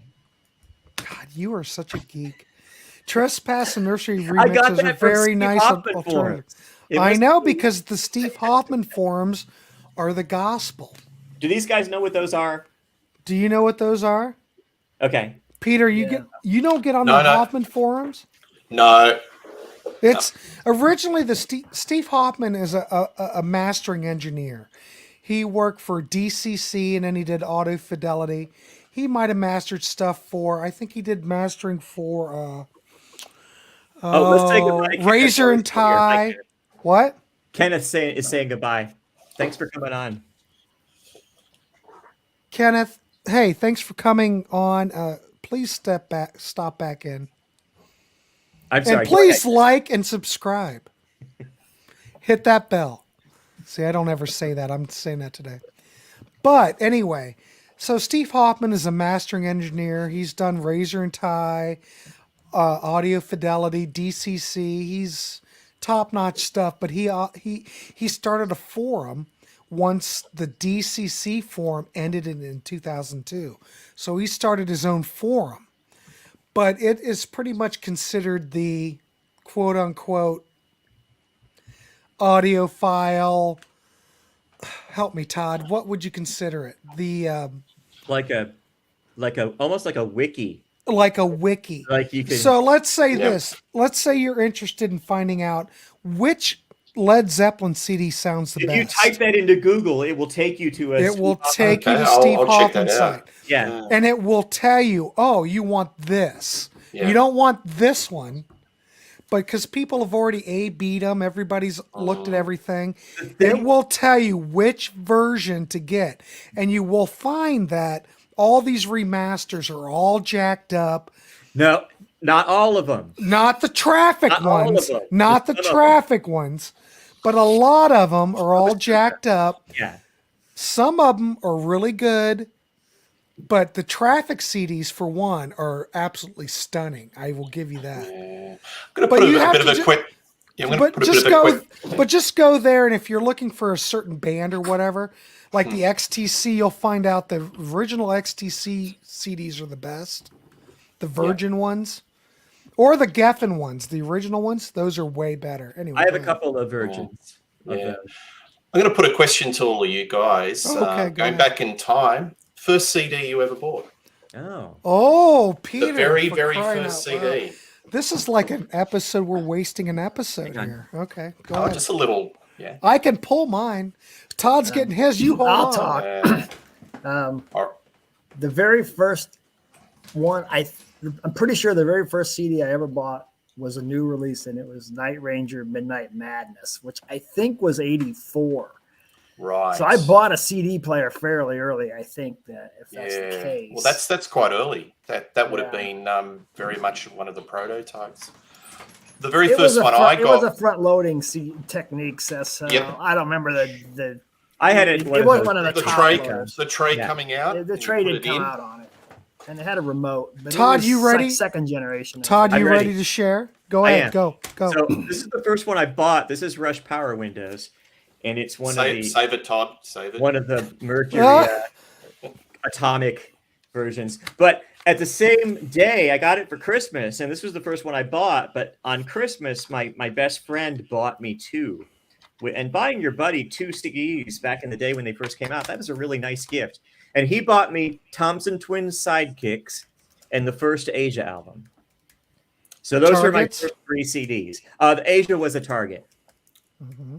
First 2 that I got was the Doors self-titled. Oh, nice. The that was- first that was- one? The first one, yes. Was it a And Target? I think it. Everything is a Target. No, Todd, you know what Australian, so maybe do you not. want? I'm gonna go pick the Target out and show it to you. Hold All right, on. pick it out, and I'll carry the show. I don't know if my Night Ranger was a Target. I doubt it. I don't think it It was. was an anything. SCA, so it wouldn't have been. I was gifted Bruce Hornsby in the Range. Okay. Remember that first album? Yeah. Yeah. And then I think the third one I got after that was Police Greatest Hits. So that was the first 3 Here's CDs I ever. Was it like had. this? No. Was it like this? All right. This is the Japanese version of it. Yes, Okay. it was like that. Okay. This is the West German version. Yes. They no, it both was the came other out one. at the same time. Yeah, and it's got a little bit of CD rot. You know, like there is a little bit of decay in CDs. This has I don't- CD rot? No, Yeah. Peters does, yeah. Yeah, I've got a Mine lot of doesn't. CDs. This is I've a never had that. a little bit this of is CD a rot. this is a Sanyo pressing. This is polygram. Yeah. I've had some CDs that are I have some CDs that are starting to pinhole. I don't Where have they any pinhole like them that. CD right, rot. They have little pinholes. Yeah, but that won't affect They it. tracked just fine. But I tell you, when CDs first came out, there was one song that anybody who had a CD player would Mm-hmm. play to death and say, "This is CDs," and it was Money for Nothing. You know the Oh opening. yeah. That If did anyone sound wanted good, to- though. It did, but if anyone wanted to try it as stereo and say, "This is what the CD technology's like," they would always put Money for Nothing. Yep. Yeah. Well, there's tons of those. I remember there was a department store in Atlanta called Riches. It's long gone, but they had a stereo department. When I was a kid, I would go and look at the Pioneer receivers, like when I was like 10 or 11, and spin the tuning dials because it was so much to spin the dials Yeah, and so much fun. And they had a room where they sold consoles. So it was a special room, and it was all Magnavox consoles, you know, the ones with the furniture where the door slides open at the top. Mm. And on top of one of those consoles, they had one of the first CDs that you could CD players you could buy in America. And it was a Magnavox, and it was a top loader. And they just had it sitting on one of those. And they had the Rush Moving Pictures CD, and it was just sitting there. And I was just playing with the CD player, and I was looking around, and I was thinking to myself, I can't believe they're just letting me play with this. I thought it was the most amazing thing. And so from that moment on, I really wanted to get one. Oh, he's got the big guns out. Real. All right. So this is my story. My first CD player was a Sony D5 from 1985. Do you know what the Sony D5 is? Sony D5 was not like a big player. It was like this big, and it, you know, you could plug it. Oh, I thought maybe Todd was going to bring out a Sony D5. But it was kind of like a compact player. So, but that was an 85, but this was the first CD I bought at Music Land. But is yours German? What is that? Mine is manufactured for Capitol Records, made in the USA. Okay, well, this is a West German one. We're talking 1985. I'm not taking anything away from yours, Todd. Yours is the same mastering as Fine. us. This one's But Music USA Land too. in Marion, Ohio, back in 1985, had a CD. You know, it was all brand new and shiny, kids. It was probably 6 feet by 4 feet. Was the CD racks that they put in the middle of the store. And the first 2 CDs I bought was this. I still have it, and Hall & Oates, Big Bam Boom. Oh, You didn't have that much to choose from. I don't have Big Bam Boom anymore, but I still have this.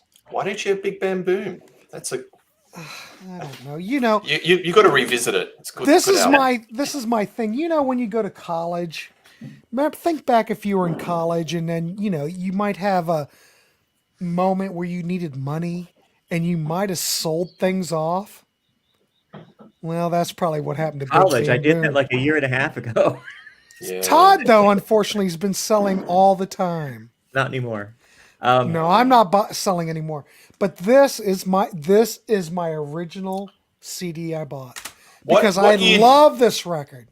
What year did you guys start to notice in the record store where CDs was taking up real estate in the store, and you're starting to think, "Ooh, okay, vinyl's starting to." I was shrink. working in one, and I think it was 84 or 85. 84 seems a little bit early because I think that does. In Australia, it was 87, 88. We're starting to see real estate. I would say probably 85 then. Yeah, but I bought these in 85 and they only had like a small little section. We started out with one section at my store. The first CD we ever had was behind the counter, and it was the Star Wars soundtrack. It was the double Star Wars soundtrack. And I think it was probably about $35. And we put it behind the counter, like with the reel-to-reel tapes. And then we started getting $35. So like when were you working in the record store, Todd? What 83 years? to 89. Wait, 83 to 90 something. 92. You know what, Todd? I've learned that out of all these people on these channels, Todd is really my idol. How much was this probably going when this was new, 1985? How much were they probably charging for this? About $16. Okay, that sounds about right. Yeah. It's like any technology, it charged a premium. I remember VHS cassettes when they first came out in the 70s, $100. Yeah. $100. And if you wanted to rent it, you would put down $10 and a deposit of $120 to rent a VHS cassette overnight. So any technology is just really expensive. But that was always a problem if you worked in a store that rented VHS, because even later, some VHS movies were $30, but some were 80 or 90. And so whenever somebody came in and they said, "Oh, I'm sorry, the tape got eaten in the machine, or I lost it, or my kid threw it away by accident," and you'd say, "Okay, well, that'll be $79.95. People would be like, "What?" Yes. We feel like that's what they cost. But sorry. So expensive. Don't leave them out. Yeah, but I remember CDs were quite pricey in the first run. Very pricey. Yeah, double CDs were really expensive. They were almost prohibitive. They were like $23, $24. And they had that big clunky case where you'd have to flap it open and take a lot of space on your shelving. Because originally they didn't have those cardboard, they were like plastic. What is that, Genesis? Yeah, that's 3 Sides Live. But I still like the Fat Boy case. Yeah, I do too. There's something romantic about it. There's something nostalgic about it. What's that Pink Floyd live album in the 80s? That was another Pulse? CD. No, the live album, Delicate Side of Thunder. Yeah. I bought that. That was another early CD purchase. You know what? I'm going to throw some stuff up for Peter as a hint that something needs to be covered on his channel, and it only makes sense that he would do it. I'm going to throw this up. Oh, yes. One of my favorites. I'm going to throw this up. Nice. Yes. I'm going to throw this up. Yes. I'm going to throw this up. Have you gotten the idea yet? Yep. Done. They're great. Their best album, Heyday. That's good. Priest equals Aurora. I'm surprised we haven't seen that on your channel yet, but maybe I missed it. It's on the bubbling under. We got list. a couple. Because if you do something on the church, you better let me know. Yeah, I will. Definitely. It's there. But I'm still waiting. I'm still waiting for the talk, mate. Well, when's that coming? Well, I'm working on it. Gotta get with that one. I'm trying to get BM Volt on deck and Todd. But aren't these great records? Come on, Peter, for God. Yes. I've only got one. I've got that too. I have nothing on them. See, BM Volt. Brilliant. He's got to catch up. That's not my wheelhouse there, really. Really? You guys listen to a lot of stuff. You know what my personal favorite is this. I know this isn't like a real record. Yeah. It's a combination of two EPs, but I love this. Yeah. Have you seen them? Constant in Opal is absolutely brilliant. Yeah. Have you seen The Church? Any of you guys? No. Oh, No. brilliant. Yeah. I think he was doing a tour of America recently, but mean, yeah, they still get around. But are they like primarily just in Australia or? No, they're Australian. Yeah, but I know, but Steve Kilby. It's really Steve Kilby and a few other right. people, but none of the originals. Martin Wilson, Piper, Long Left, Plug's gone. And it's really Kilby. Mm. But, Is Marty Wilson Piper the guy that's in Anecdoten? There's a prog band called Anecdoten, and one of the church guys is in it now. Not sure, but he lives in Sweden. Still produces music. I think that's the guy. That's a Yeah. sweet Kenneth band, Nash right? blocked him. They're pretty good. What's that? I don't know. Zeb said he thinks Kenneth Oh. Nash blocked him. Well, that's not nice. Yeah, but we drama. should do. I'm just putting that thought in your Yep. head. Okay. Absolutely. I think it's time for a church. Yep. I got Oh a my lot God, of work I to would- do then. I would love to do that. Do you have any of this stuff? Me? Yeah, I've got. Do you- oh, Well, you're talking to Todd. Peter, Yep. Todd, do you have any of this stuff or No, no? I just have Starfish and Gold Afternoon Fix, which I can't find, and Priest Aura, which I can't find. It must be, I don't know where it is, but Well, that's all I have. sometimes I misfile stuff. I know how that is.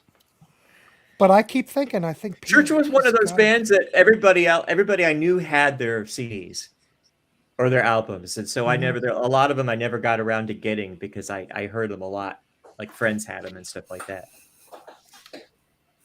But Yeah, Hoodoo absolutely. Gurus, do you have any Hoodoo Gurus, Todd? I do. Mars needs Guitars. and Stone Age Romeos, their first album is a Blow Your I've got Cool that on is, vinyl. I've got Magna that on Cum vinyl. Laude. I have. Yep. So underrated, and they don't get much love here in the States. Yeah. They were real popular in Athens, and when they used to tour the states, they would come to Athens and play. I think they did a few tours with the Bangles. I think they've got a connection with that. The Bangles. They did a few college tours in the 80s. Yeah, But, I saw them. great band. Whenever Blow Your Cool came out, what is that? 90, 89, 90, something like Blow that. Your It was Cool. 80, 88, 89. Yeah, I think My it's song. 88. Yeah. Such What's great stuff. my scene? Yeah. My girl. Yeah, just some great songs. But in Australia, they still pretty. Yeah, they're pretty big. They're doing a tour with the Dandy Warhols. The Dandy Warhols are supporting them, and they're going to tour Australia. Got postponed a few times because of COVID, but I think they're playing in September. The I'm gonna see Dandy that. Warhols, you can find them in the Yeah. cheapie bins all day or in the States. Yeah. I'm going to answer Zeb's question. The one that I held up is the U.S. version With Paperlate. with the 5 extra studio tracks. Yeah, I if have you, Paper. if Hey you Grant, get, do you like the Yeah Yeah Yeahs? I'm seeing them in a couple of weeks. Karen O. I'm not familiar with them. Yeah, seeing them in a couple of weeks. I'm seeing Elvis Costello in August. Oh, are you? Good. But Ryan Gavalier and I were talking about Cheap Trick's going to be at Blossom Music Center with Rod Stewart on Tuesday. Rod. And I'm thinking about it. Hey, you know what though? I may cancel my shows and buy a ticket and go see Ryan up in Cheap Trick. I don't know. I I'm think you thinking should. about I think you two should do a show in person. at Cheap Trick show. Yeah. Yeah, just Maybe, I in the might do in the it. foyer live. Get the microphone out. What's Rod's set list looking like these days? Dismal. I love Rod. He's got one of the greatest rock vocalists of all time. But after Mid Atlantic Crossing, it went. Pew. Peter, was that you I was talking about Rod Stewart with, going to see him? I saw him in 2011, and it was a joint tour that he did with Stevie Nicks. And we went to see it, and Stevie Nicks opened, and Rod Stewart came out later. And Stevie Nicks, who we went to see, was actually relatively boring. She had like 3 costume changes, and which made her hour and 10 minute set shorter. But Rod Stewart came out, and we were going to leave. And I was like, you know what? I've never seen Rod Stewart. Let's just stay a little while and say that we've seen Rod Stewart. And he was great. Well, I've never seen Rod either. It was after his Kruger phase, and his set list was just fine. And I thought he was a really good performer, and I was Really Yeah. surprised. The lawn seats up at Blossom are only $29, For a $29 ticket, I would see Rod Stewart again, and Cheap Trick. but not any more than that. Does he? Well, does yeah, he but do I'm any getting rock Cheap st- Trick too. Yeah. I Does he may do do any that. rock Go meet stuff? Ryan. What? Does he do any rock stuff, Rod? Any This singing? is Does anyone probably know? it's probably the American Songbook thing that he's doing. I don't think it is, because when I saw him in 2011, it was a rock set list. It didn't have So he any does of- Gasoline Alley and all that sort of stuff. He You know, does he does some some of old his early songs, but I don't know if he with does Faces. any really good deep tracks. But it definitely is not the American Songbook show Yeah. anymore. Well, the conjecture is he can't do rock anymore, and that's why when they had that Faces reunion, they had to get Mick Hucknall from Simply Red to do it because rock can't Wait a hit minute. those notes. I want to make sure I'm hearing this right. Mick I thought that Mick? Mick from Simply Red would rock more than than Rod Stewart. The lead singer from Simply Red with the red hair. He did a Faces reunion. Look it up. Wow. It's true. It's out Hey, there. Peter, it doesn't I sound believe you. bad at all. I'm just surprised. Fine. It just surprises me. Well, it surprised me when I read it too. Yeah. Wow. I will Holy tell crap. you that one of the times when I was in my life when I felt the most burned about buying an album and having it turn out to be terrible was Rod Stewart, Tonight I'm Yours. That might be the worst album I've ever heard in my life. Tonight I'm Yours. What What the year heck? was that from? The one that has Young Turks. Young Turks on it. Yeah. Oh my God. Yeah, That's when he was in his full-on that lycra. is such pink. a bad album. What's I'm the record? visualizing the film clip. I've got the Target CD. What's the one with Jeff Beck on it? Oh. I Probably two remember- after. Oh, Camouflage. I Yeah, remember he's thinking on. Camouflage. I've got the Target Camouflage CD of that. was, okay, better than Tonight I'm Yours. Yeah. Young Turks. Is that the one where they're going? Top 10 in Australia. That went Yeah. top 10. they had a video for It that. was a huge song. Yeah, it was big. It was Is like the it album- was his. It's like like Rod sit It's in the his sun. face, It's kind and of it's like- yellow. Oh, yeah. Yellow, right? Oh, Yeah. Young Turks was a big song. Stay far, far away from that album. My girlfriend and I back in the day used to make out to that. Radio. Okay. No, I'm just saying it was one of those kind of songs. It's amazing that worked. It worked. There's another. There's It another was episode. of the time.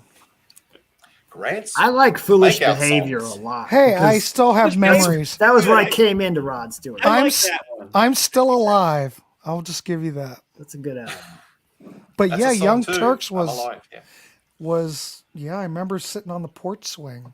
Yeah. Yeah. Her grandma kept coming out to check on us. Yeah, well, see, Nick in the comments has confirmed Mick Hucknall did a good job with the Faces. So there you go. It sounds like confirmed. it'd be great. I'm picturing him and hearing his voice Yeah. and putting him in that context. It sounds- Hey, Nick, do you want to come on? Nick, the link's on the Facebook thing. Do you want to come on? But yeah, I guess Mick's got the tonality. Sure. It's pretty bold. I guess it's as bold as Terence Trent D'Arby singing for NXS. It works. I really disliked Simply Red when they first came out, but I can't stand them. that album, A New Flame, I thought was pretty good. It's fake Because White Soul. he's- I can't stand him. But he sings He's- good. But yeah, Yeah, but- I'll give you that. He's a prat. he's a tosser. So I was right at the beginning. My first instinct was correct. Okay. Yep, absolutely. Go for the gut. I say go for the Okay. gut. But I should have known. Yeah, but Rod Stewart, what a voice! His early stuff is, like on Jeff Beck, it's just phenomenal. Allay and that Jeff Beck group stuff. It's just brilliant. Nick, quit being such a pussy. Just get on here. I posted you can ice and talk with us. Come on. I posted the link right there. There you go. Icing his knee. What are you, 100? Well, I'm just giving him crap. He might be 100. I don't know. I'm 100. I'm 100. I'm sorry. I just feel like I'm 100 sometimes. yeah. It's just funny when we're on these shows with these kids. And, I'll talk about something that they weren't even born yet. And I'm going, yeah, Absolutely. Peter Jones. Oh, there's Oh, gee. Nick. Nick, there you go. 2022. Hey, Okay. Nick, how are you? I'm doing all right. Can you Other than hear your knee. Hey, Nick. Yeah, can you hear me? Hi, guys. Yeah. Hello. Cool. Peter Jones has shared the song list, so let's peruse it and see Nick, if there's any Nick, of the I old was stuff. giving you shit. It's not bad. Oh, really? Addicted to Love. The Killing of Georgie, part 1 and 2. Tonight's the Night. Oh, You're in My Heart. He's playing to the masses, isn't he? He's just, the old chestnuts. Yeah, but it could be worse. Peter, you can come on too. I posted the link. I'd rather go blind as kid. Is this the current tour? July 12th, 2022. I'd go to that. Because I'd see Ryan said that. I'd that. see that for $20. Not You've anymore. got to tick off a box with Rod. I've never seen him, so if he comes around here, these parts, I'd see him. But if it was the American Songbook, maybe not. No, I wouldn't either. But I Ryan want him said to do that face the stuff. Cheap Trick's doing like maybe 15 songs or so. Wow. What's that mean? It'll be great. He said the track listing's great. I don't know. I haven't looked at it. Go ahead. Cheap Trick are like the perennial support band, aren't they? They're always just supporting. Be good if they could just do their own headline show, and I don't know. They've done that, but I don't know. They seem to. Yes, I agree with you, Pete. I agree Peter, with for crying out, 100%. Peter, get on 100%, mate. click the link and come on. Zach doesn't have the subtlety, does he? I agree with you, Peter. I would not say that no Bunny, no Cheap Trick, but I will say that I'm not happy that Bunny is not. He's too heavy on the sticks. I've seen him live. His He played kid? Australia. Yeah, he's too heavy-handed. Yeah, Bun I had agree. that light touch, a Yep, bit of I Ringo, agree. No, Pete. Yeah, Peter I would Jones, have to you were on the agree, money, but- mate. And Bunny's like- the visual aspect of the band. He's just supposed to be there. When he's not there, it doesn't feel right. The portly guy with the cigarette in his mouth. Yeah, But I'll take Cheap Trick without Bunny and still enjoy it. I would too. Yes. I mean, oh gosh, what's he saying? Peter. You guys ever see that Bunny plays at a little dive bar in near his house on Monday nights? Although it was canceled for the summer, but he plays there on Mondays with this little cover band. Okay. I know. I'd love to go there and see that. I know. I think it's called Mary's Place. It's Did you called get on- Mary's Place. I think he's a part owner of that. Oh, is he really? Where is that? Where does he live? It's in Rockford. I was going to say okay. Rockford. What a stupid question. Sorry. That's all right, Todd. I won't hold that against you. But yeah, it's in Rockford. But did any of you guys ever see the thing with Rick Nielsen when he had all of his guitars and memorabilia on I've seen that. display? Yeah. Did you see that? Yeah. Oh, God, I wanted to go, but I didn't get to see it. Oh, I think meant on video. Yeah, not in person. Oh, I wanted to go see it in person and go over to, Rockford and go see it, but I didn't go. I didn't know if anybody here had saw it. I figured BM Volt would have saw that, but now I'm looking at him in a different light. I don't think that came to town. Yeah. Oh, it's my music corner. Oh, here we go. Hey, John. JC's in the house. Well, John, get on real quick. Quit being a pussy. Jesus. Look, I had freaking Peter Jones coming on, for God's Grant, you're sake. going Howard Stern on us. You're starting to Yeah. abuse everyone. Yeah. Pussy. Oh, is that bad? Oh, well, it's you. Well, I bet John will come. He succumbs to peer pressure. But anyway, I'm just saying I would have loved to see that Rick Nielsen, that museum, the Rockford thing. Yeah. I didn't see it. Did they have the guitar you sold him? I don't know. Whenever I've seen him, I've never seen that guitar. The last time I saw that guitar was when he played it on Clock Strikes 10. That was the last time I ever saw that guitar. But the fact that he played it after I sold it to him, I mean, I was like 20 when that happened. It made a big impression on me. Just saying. I think there's a YouTube video where he shows his collection.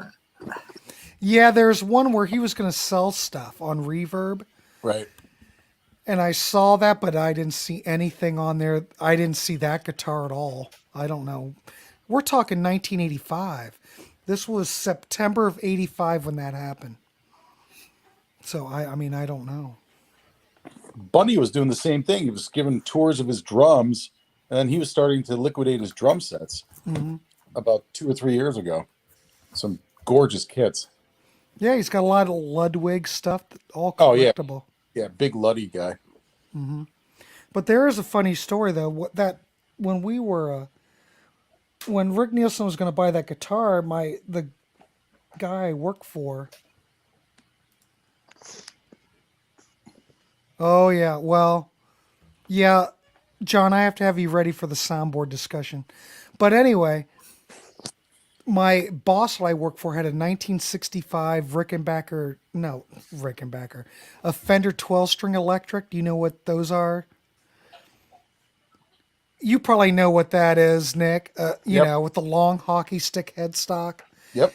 And we brought that down. Robin Zander played it, and he's going, "Oh, how much you want for it?" But we couldn't strike a deal up with it.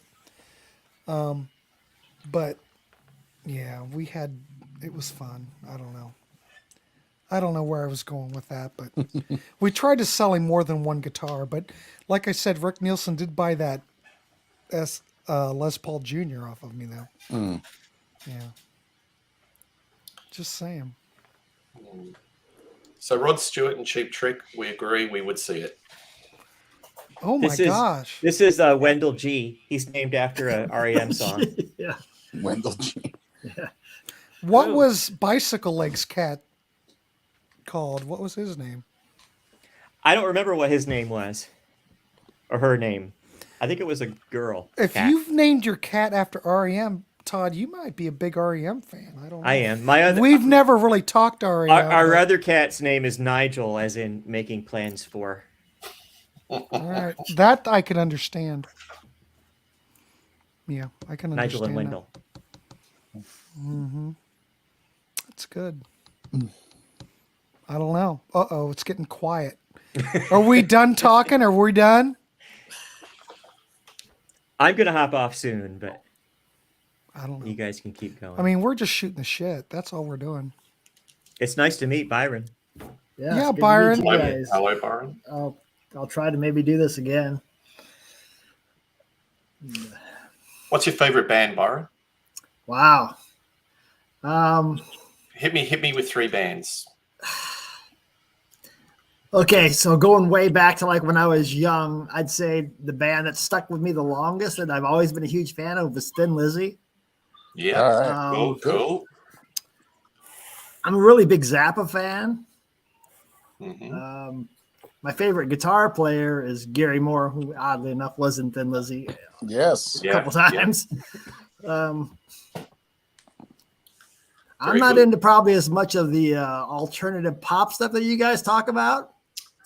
But That's only just one part of the wheelhouse of everyone. yeah, I think. I'm probably more into like prog and not a heavy not real hard. I'm not like into thrash metal or anything like that. But a lot of the 70s, 80s metal, more into that kind of stuff. But like I like REM and some of that stuff too. But what is your favorite Zappa record?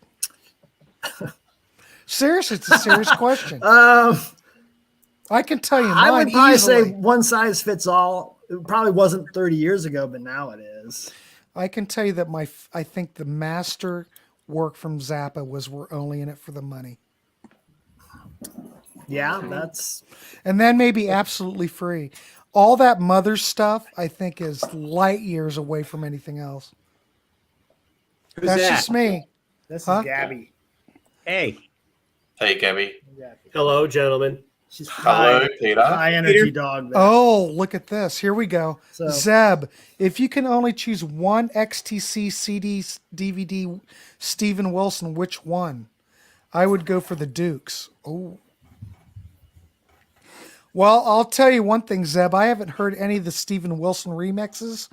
I'm not really much of a remix guy, but I can tell you my favorite XTC album would be. I'm gonna have to go with Black Sea. Skylarking here. There you go. Anybody else? Well, there you go, Todd. It's No just you wrong and me. answers. We're all the wrong answers. No wrong answers. They weren't. Well, they weren't on the Contrarians episode. Zeb, Yeah. any love for the legendary Soft Machine? Yes. Oh, I've got to go pull that. I only like the ones with Holdsworth. You hang on. Speaking of Soft Machine, Thanks for the love for Bun, Peter. I'm glad you do. You know, he Yeah, was missed in that band. It's you know, doesn't sit right with me. it's he's such a unique player. He's got a feel and a style that's just untouchable. Yeah, they toured Australia about 4 or 5 years ago. Enjoyed it thoroughly, but his son a bit heavy-handed, and that was the thing that kind of spoiled it for me. Dak is a very solid drummer. Yeah, but you need but a light sometimes- touch. But it doesn't mean that they're a great fit for the material. Hmm. You know, he doesn't have that Ringo swing, Yes. and Bun is thick and rich with it. It just oozes out of him. Yeah. And it just comes so naturally. And you know, when I saw him in '79, you know, we would see him at Chicago Fest at Navy Pier and all that kind of stuff because they were there all the time. But you know, I saw him in '79, I can't find it. just as Dream Police was coming out. I mean, it's just awe-inspiring. It was just, you know, I'd never seen anybody hit that hard either. Holy smokes! I was trying to find my Soft Machine records, but I couldn't find it. But I did find this. Anybody know this record? Strange Oh, I know Advance? that. Worlds Away. Yeah. Yeah. Great got- title track on I've got that. the promo poster for this too. Yeah, I like that a lot. All right. I haven't seen it in ages. I don't Well, own you it know, either. I'm always trying to pull out shit you never saw. Yeah, that looks like a bit new mint to me. To Great. answer it's near me. to answer one of the earlier questions, it's a toss-up between Joe's Garage and Live in New York for Zappa for me. Yeah. I still only in it for money. Has everyone seen that documentary? The Yes. Zappa documentary that I haven't seen it yet. I haven't seen it yet, but I really want to. Catch up. Unbelievable. Okay. Just to see the vault areas of the Mhm. material that is there, that is uncatalogued, unreleased. Mhm. It looks like the Smithsonian. It is ginormous. Mhm. There could Most be of, hundreds of albums of worth of stuff in there if they were to collect it and put it all together. It's Open the vault. insane. most of that footage in there I had never seen either, and I've seen a lot Yeah, of neither. Zappa footage, and it was like, wow, where'd they get all this? You know, Yeah, Mhm. yeah. We Have had to a check it great out. percussion clinic with Ed Mann when I was in college. You know, and we had some great conversations. He had a lot of great stories, and one of the other drummers said, you know, what was it like, you know, playing with Terry? And he's like, yeah, it's really great. And he said, you know, and this is funny the way he said it. He said, you know, the great thing about Terry is if when he made a mistake, Terry never made mistakes. Never mind. We're just like, okay. I told you about that I saw the Knack in 1998 With Terry. with Terry, and there were Terry, only yeah. about 20 people in the audience. Wow. This was at the Agora in Cleveland. Cleveland. Yeah. It was the Zoom tour. And I'll tell you, I was right. Well, of course, I was right up front. My buddy Tom and I were like right up front. There was no one there. And it was absolutely brilliant. And, you know, of course, Terry Bozio, he just played right to the song, you know, didn't overplay. But my God, it was just absolutely brilliant. I'll never forget that show. That was a great show. But just He finally got back in the United States. He had been not really stuck, but kind of stuck in Japan for almost 2 years. because of the Of pandemic. COVID? Oh, yeah. Yeah. So he's doing things again on the drum channel, but he had been gone for a little almost 2 years. I'll put something out to everyone. Terry, Go ahead. Alex, and Getty. What do you think? I think that Terry Bozio could keep up with Neil Peart. Definitely. I think he probably could. I mean, What you're are seeing they a lot of bands like what are they gonna Pantera play, that are Peter? bringing in new people and they're going out. Do you think What would they play, Peter? it'd be a lot of the early stuff? I think, don't- Peter. I think that would work because he could certainly 70s play stuff. the parts, but I don't think they should do it. I'm not saying they should, but do you think it'd work? Do you It would think work. It would be Music- successful. Instrumentally, yes. I could see the three of them doing an instrumental record. But I I'm think thinking just playing their stuff, their greatest hits of the 70s. I don't think Getty or Neil or Alex, I'm sorry, would ever play any of those without Neil. Yeah, and I also think it would be best if Getty didn't sing those songs, especially the early ones, because he struggles too much. I think he should probably not do that because There's only so many keys. I want to remember him. Well, he was having Good. trouble on the R40 tour when I saw him, even though Yeah. it was great. Yeah. But, he's singing, he's much lower in pitch now. He's not, Yeah. he can't do that. Well, and there are a few bands, all three of them. And this is, this is part of the thing that I get upset about, as a drummer, when I would hear and read things about, people like, well, why did Neil quit? Why did he retire? Blah, blah, blah, blah, blah. You've got no idea. He is full on, no breaks, 3 hours, intense like you can't imagine. He's Right. not just going boom chick, boom chick. It's the physical demands on him were staggering. The amazing thing 100%. about that is that later on in his career, he was doing that thing where he was driving his motorcycle from gig to gig. Right. He was driving a motorcycle all day and rolling into the gig for sound check. Right. And I can't even imagine being able to play that show after. Absolutely. having And to to do think that. he probably knew he had this health condition, this critical health condition for those last 2 years. And to see that he got through that is phenomenal. Well, he may or may not have known that, and we'll Well, never know. We'll never What know. I understood when I heard Getty and Alex talking about it, they had no idea They had no. I don't think that on that R40 tour that even had that. Now, maybe Neil knew he had it, Yeah, that's what I'm saying. but he didn't announce it. Neil had a lot of typical drum ailments. Knees. He had a real bad problem with his feet. The shoulders up here, raising your arms up like this all the time just really starts to take its toll. And what is so ironic about Neil, and this is just my own personal view of the thing, and we won't get really far off in the weeds here. When Neil started working with Freddie Gruber, things went a little bit backwards from what normally happens. Neil's gear went higher in height. You watch drummers as they get older, everything gets lower and lower and lower because you don't want to raise your arms. Look at Steve Jordan.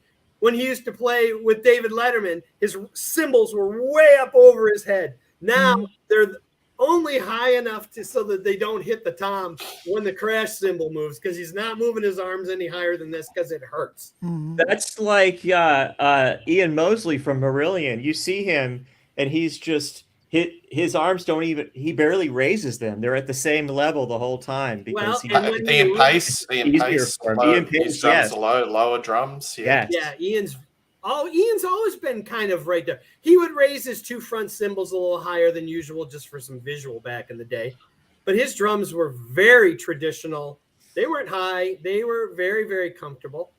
They were as low as they could be with the sizes he was using, because he couldn't get that tom any lower because of the 26-inch kick.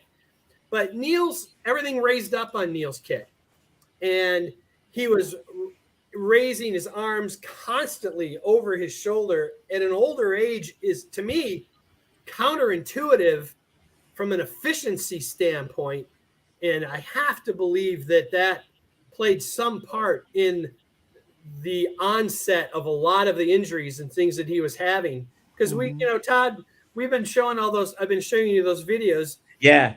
Neil, you look at him in 91, 92, 93 there. He is so comfortable.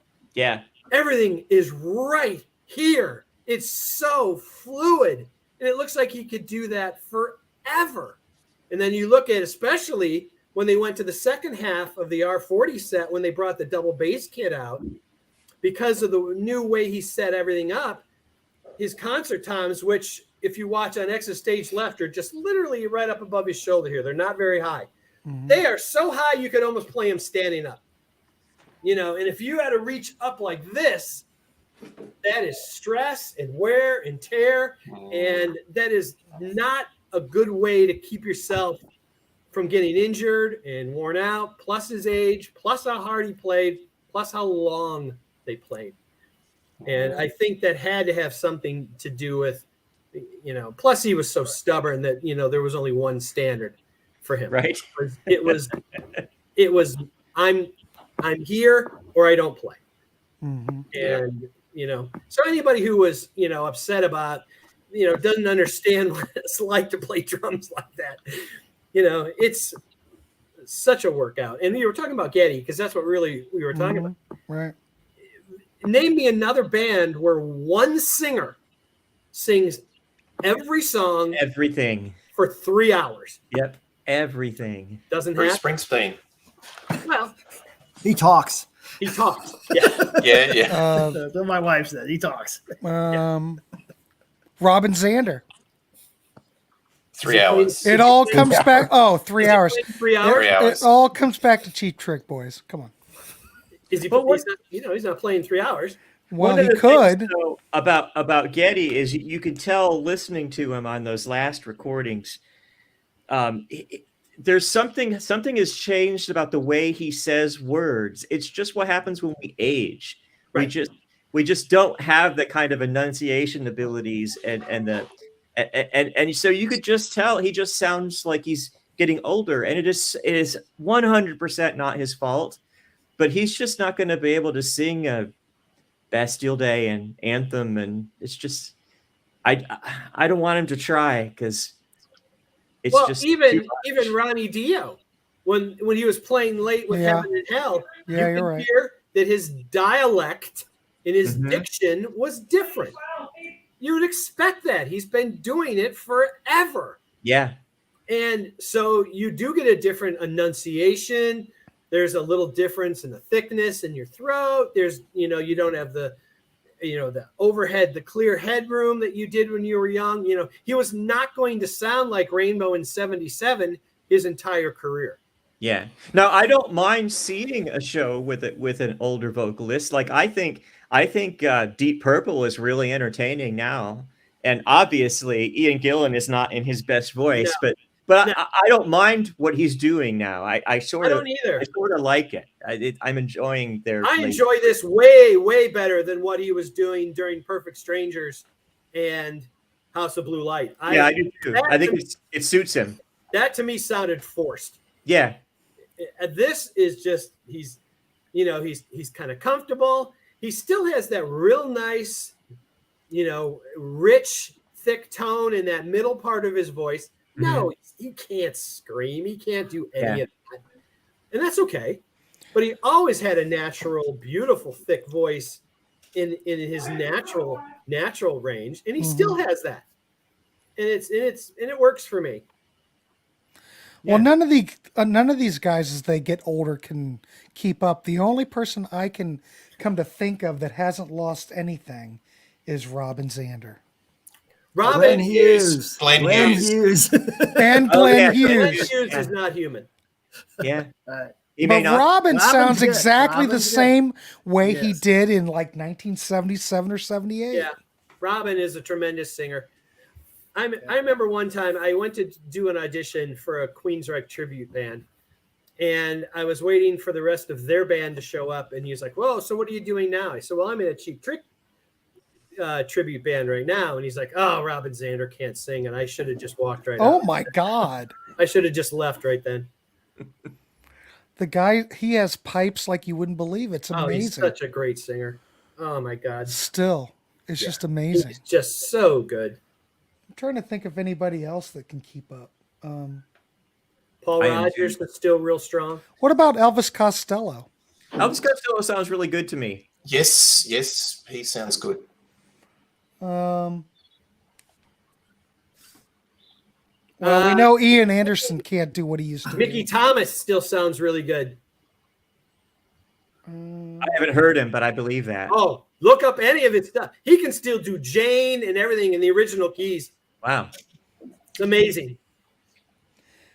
Well, I'm going to throw Gene Simmons a bone. Gene Oh, Simmons. No. Compared to he's right. Paul Stanley, Yeah, Gene Simmons' voice is held up. I agree. Gene can still sing it and Yeah, sound he like can. Gene. Paul Stanley, we know, is shot. Who else? Paul Stanley's to me is like Getty, though. I don't hold that against him. No, I don't either. He's doing the best he can. If you look at those on the soundboard recordings, the recording from '96, when they first got back together with Peter and Ace, he is pushing his vocals so hard.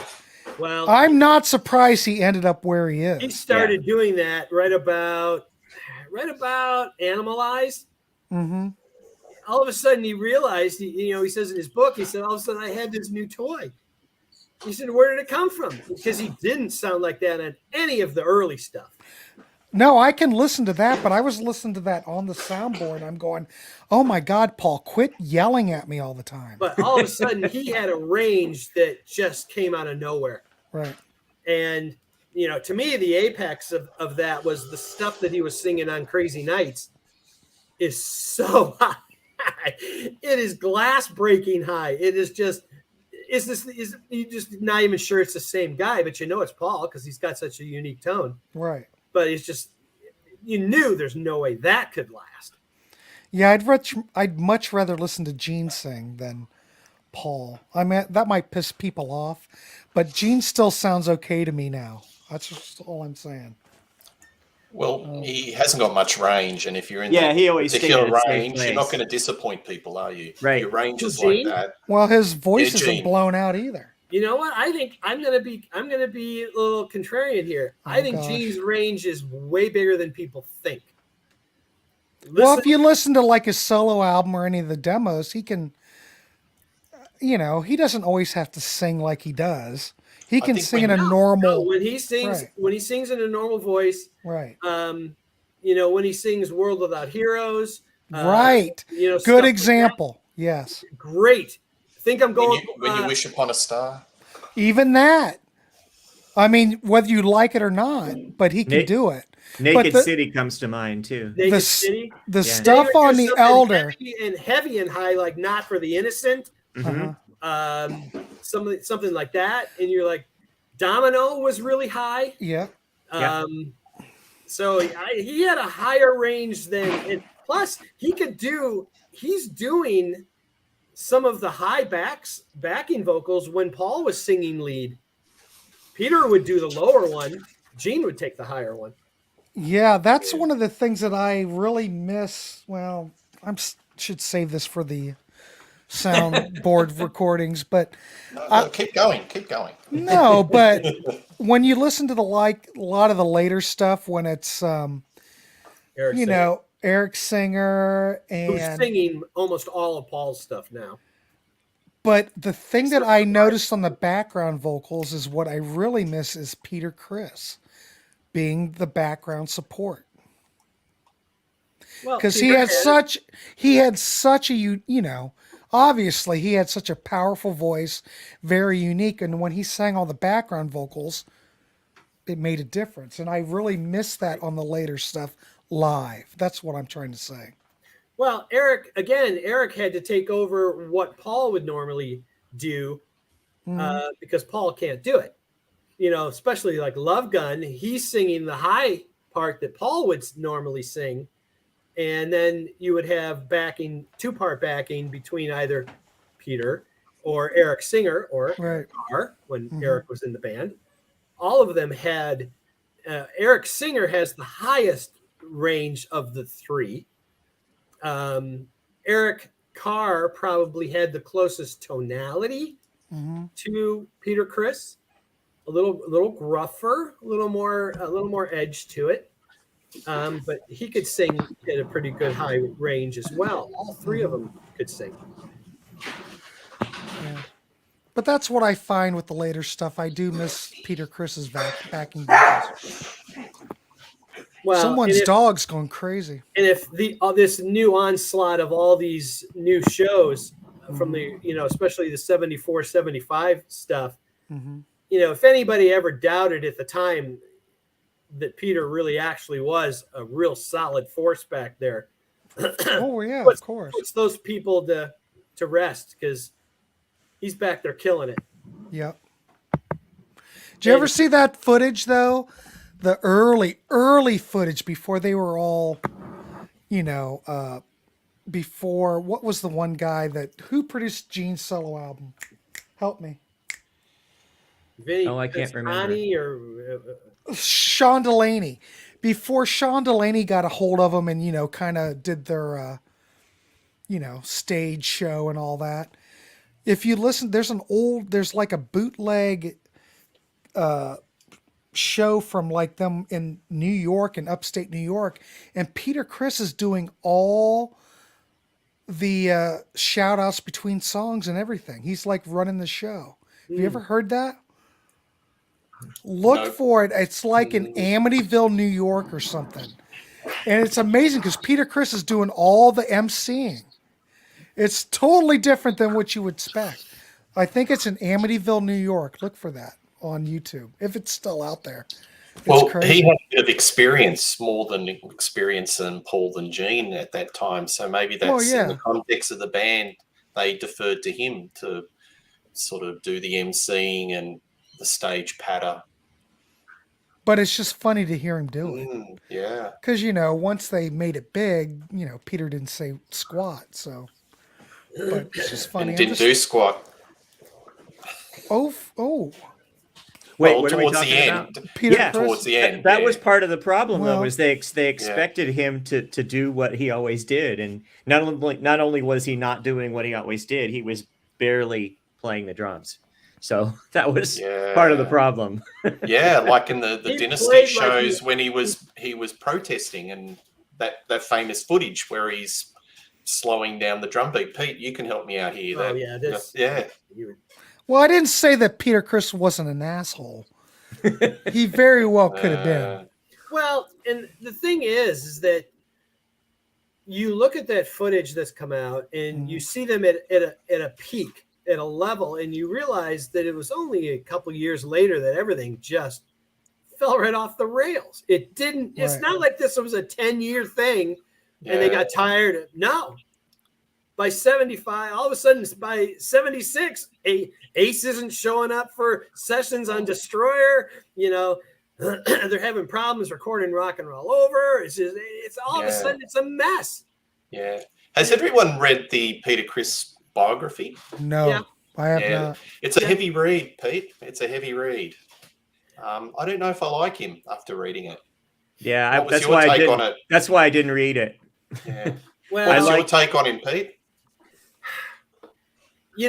All of these books you take with a grain of salt and know off the bat that they are biased to their own slant, to their own benefit, to their own justifications as to what happened and what didn't happen. And, as they say, there's 4 guys in the band. They wrote 4 books. The truth is somewhere in that 5th book because it's really circuitous as it goes from one to the other. One remembers it this way, one remembers it that way, but that guy was completely wasted. That guy, and there's an editor and a co-writer, and sometimes a team of editors too. So if there's ever anything that needs fleshing out, you never know what's being changed. Well, and to be fair, those editors weren't there. Yeah. They weren't there, Right. you know, and you tend to take sides based on believability, consistency. It's one of the things that I admire about Ted is that, he's like, hey, I was the only one who was sober during the whole thing. I remember everything, and doesn't mean he's not wrong.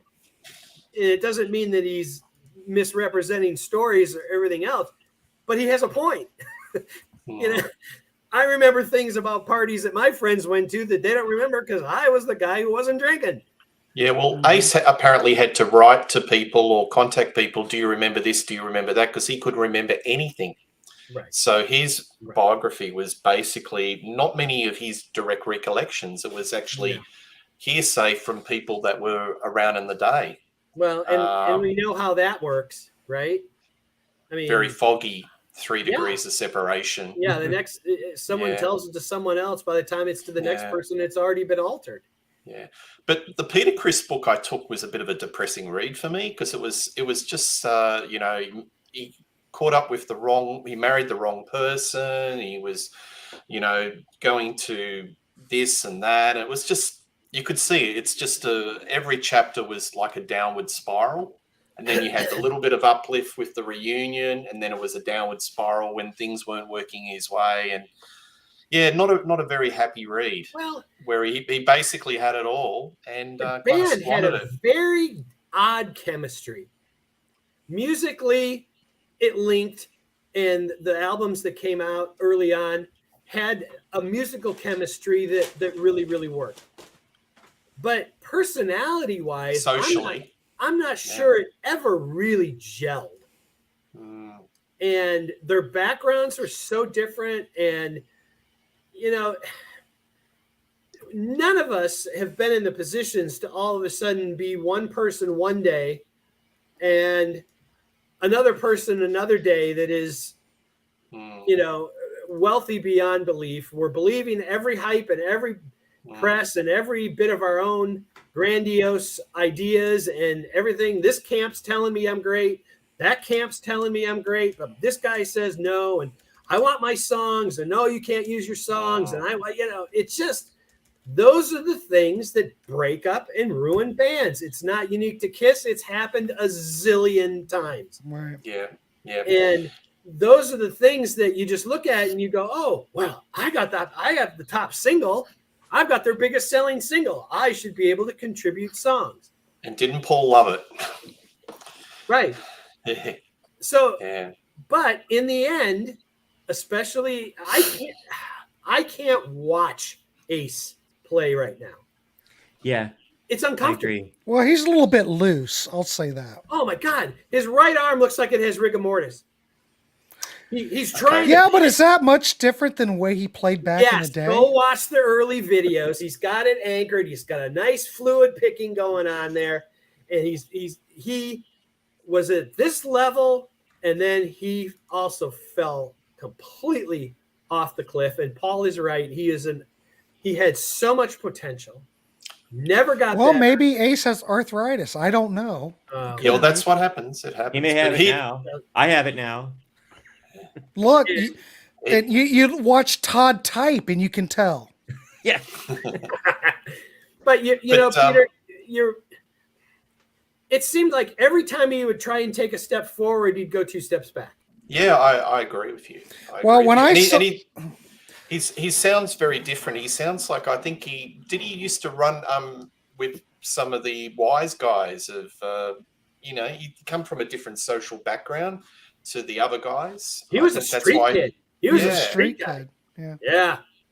Wasn't he a runner for the mafia? Or he alleges that he used to, hang out and associate with some of the wise guys. So there's a whole different backstory. Very well could be. Gene and Paul. Yeah, totally different. And and much older. He was much older than those guys, wasn't he? Yep. Yeah. And egos and self-worth and who's getting credit and who's not getting credit, and again we we sometimes overlook this part of it, and the unbelievable brilliance of Geddy, Alex, and Neil to say, okay, here's the deal. Even, done. We're good. We're good. Never brought it up again. Never talked about it. It was never an issue. You never heard one guy ever even remotely suggest, hey, how come I'm not getting the... No, done. It was over. They could focus on the things they wanted to focus on. And that's what, and you know, they're friends first. Yeah. Musicians second. Yeah. That's rare as it gets. Yeah. But for them to be able to take that aspect of the industry out of the way and say, we're going to just focus on this. Yeah. It just is, you know, and it's super rare. I'll put a question to everyone. Out of all of KISS, who do you think you know the least? Because, you know, there are some bands when you see them and you get a sense that I think I know this person. Out of all the members of KISS, who do you think you know the least? And I'm talking about the original four. For me, Paul. I just don't think you ever get to the heart of who he really is. I agree. I say Peter, but the thing about Paul is actually accessible. If you follow him on Facebook and Twitter, Very controlled, though. You do actually learn about him. You see his house. Yeah. You see when his dad was alive. You saw his dad. You see his kids. You see his wife. He's riding his bike. I mean, yes, it's controlled, but I don't know really that there's a whole lot. He's a complex guy. I think. Yeah. I don't. Very sensitive. Yep. I think there's the fragility about him, Mm-hmm. but you never get to see. I never get the feel that I really know the real Paul, and I don't know. It's just maybe it's me. I just yeah. But out of all of them, who do you think you don't know? You know the least about. You don't sort of have a sense of this is who it is, and for me, it's Paul. I don't know why. Well, it wouldn't be Ace because Ace is pretty transparent. I'm gonna have to agree with you, Peter. I think it's probably Paul. I agree. Gene, I think's pretty out front, and you see what you get. You know, I think he's out there. Money. Money, kind of an asshole. We get that. Yeah, but I do he like is, Gene. You know, I do like Gene. Yeah, I like him too. He lays it out on the table. Here I am, what I am. You will take it or leave it. But I think Paul, there's a guard, and behind it, there's some stuff. Yeah, you just Paul always thinks like the show is on, and he's always got this facade.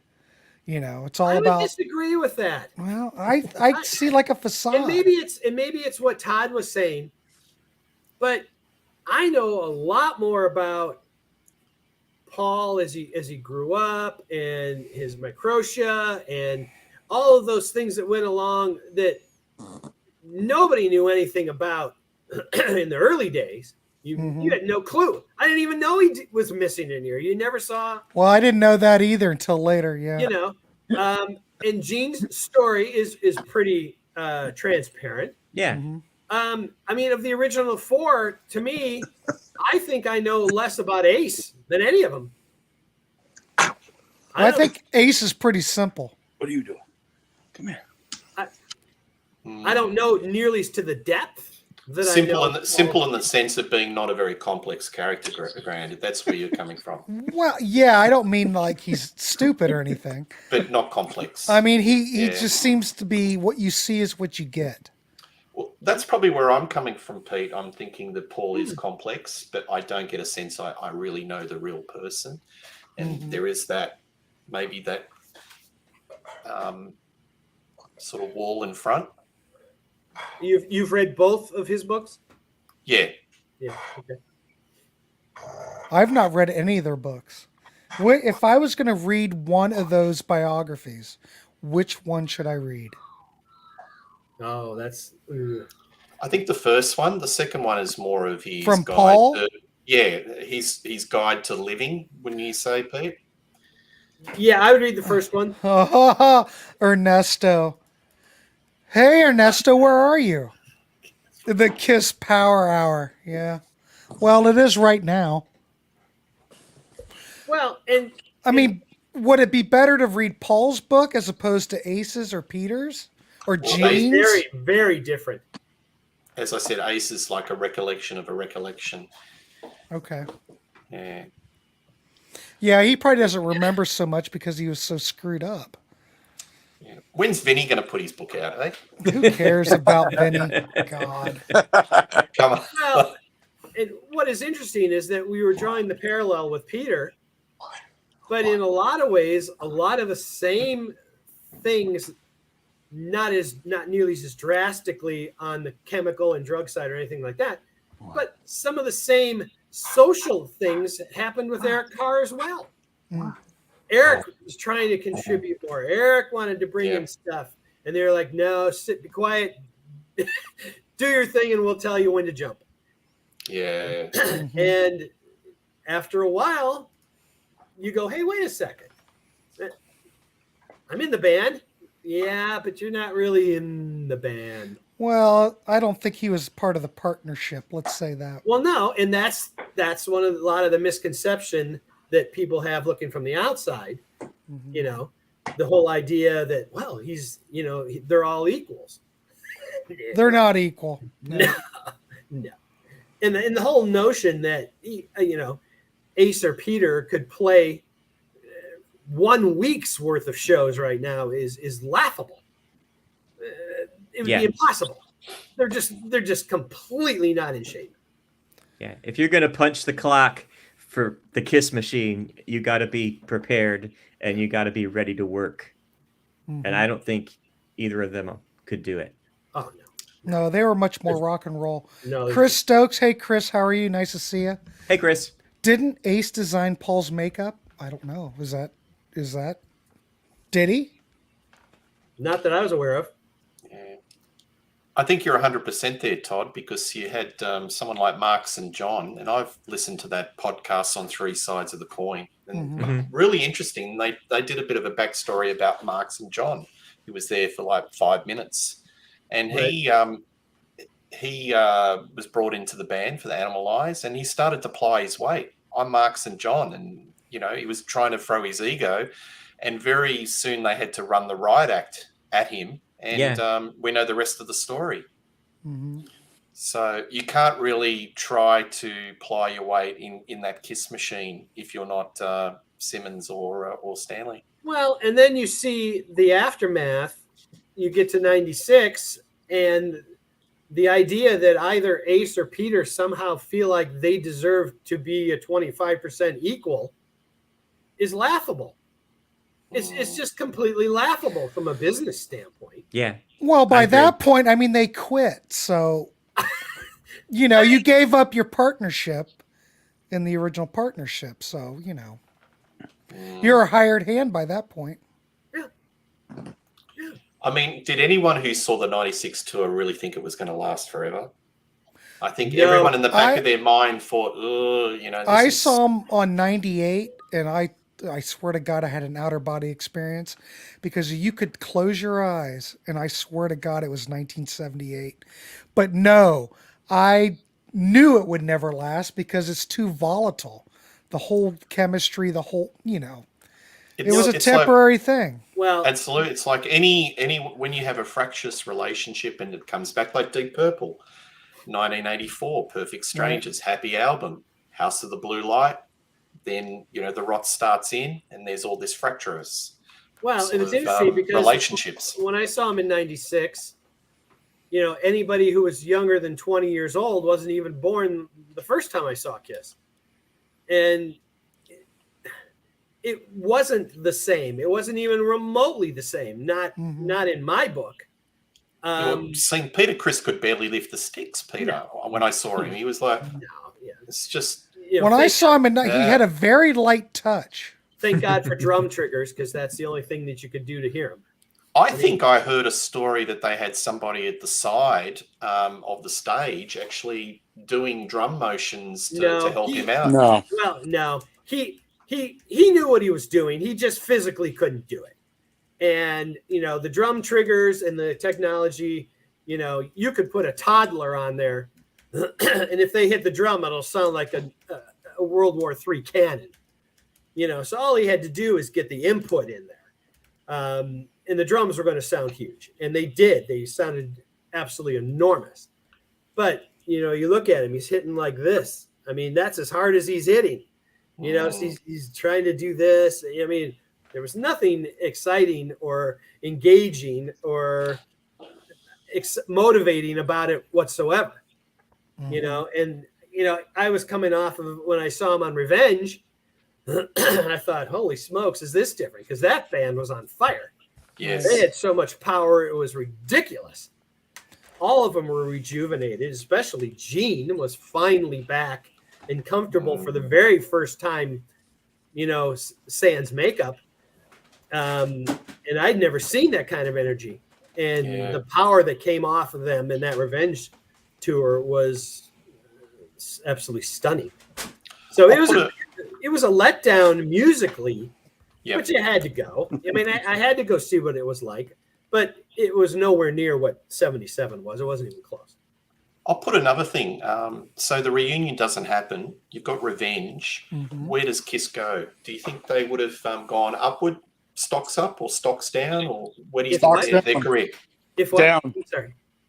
Stocks down, you reckon? I think stocks down. I'm sorry, I missed your agree. question, Peter. No, the question was that no reunion after Revenge. Okay. Where do you think Kiss would have gone? Do you think their stocks would have been up or down or plateaued if they continued their career? No reunion. Well, They were in trouble. I think they were in trouble. The reunion saved them. Yep. It did. Revenge. Money center. The Revenge band was great, but there was no one at the shows. Half-filled arenas. Right. correct. But it did. Didn't that go was the- top 10 in America. The album. It did No. sell, didn't it? No. It didn't sell? No. No, I don't know what it did. it wasn't top 10. If it was, boy, that was a week. It went gold. It went gold. Okay. Yeah, it went gold. I don't know if it has reached platinum. I doubt it. It's probably gold. I mean, Unholy got played a lot out here. The film clip. And that was going for a different sort of sound. It was kind of, you know, a little bit grungy, a bit more grungy than the normal stuff. But yeah, just interested to know. It's, Your views. they have always been, and this is true for a lot of bands. Again, timing is everything. Timing is everything. Creatures came out at the wrong time. You know, if Creatures follows Alive 2, we have a different story here. And if Revenge had come out when, let's say, Asylum or Animalize came out, when heavier stuff, like, totally different story.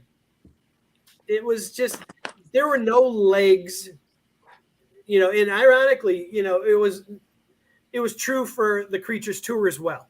So Kiss fans who say, well, me specifically, Creatures and Revenge are in my top 5 all-time Kiss records.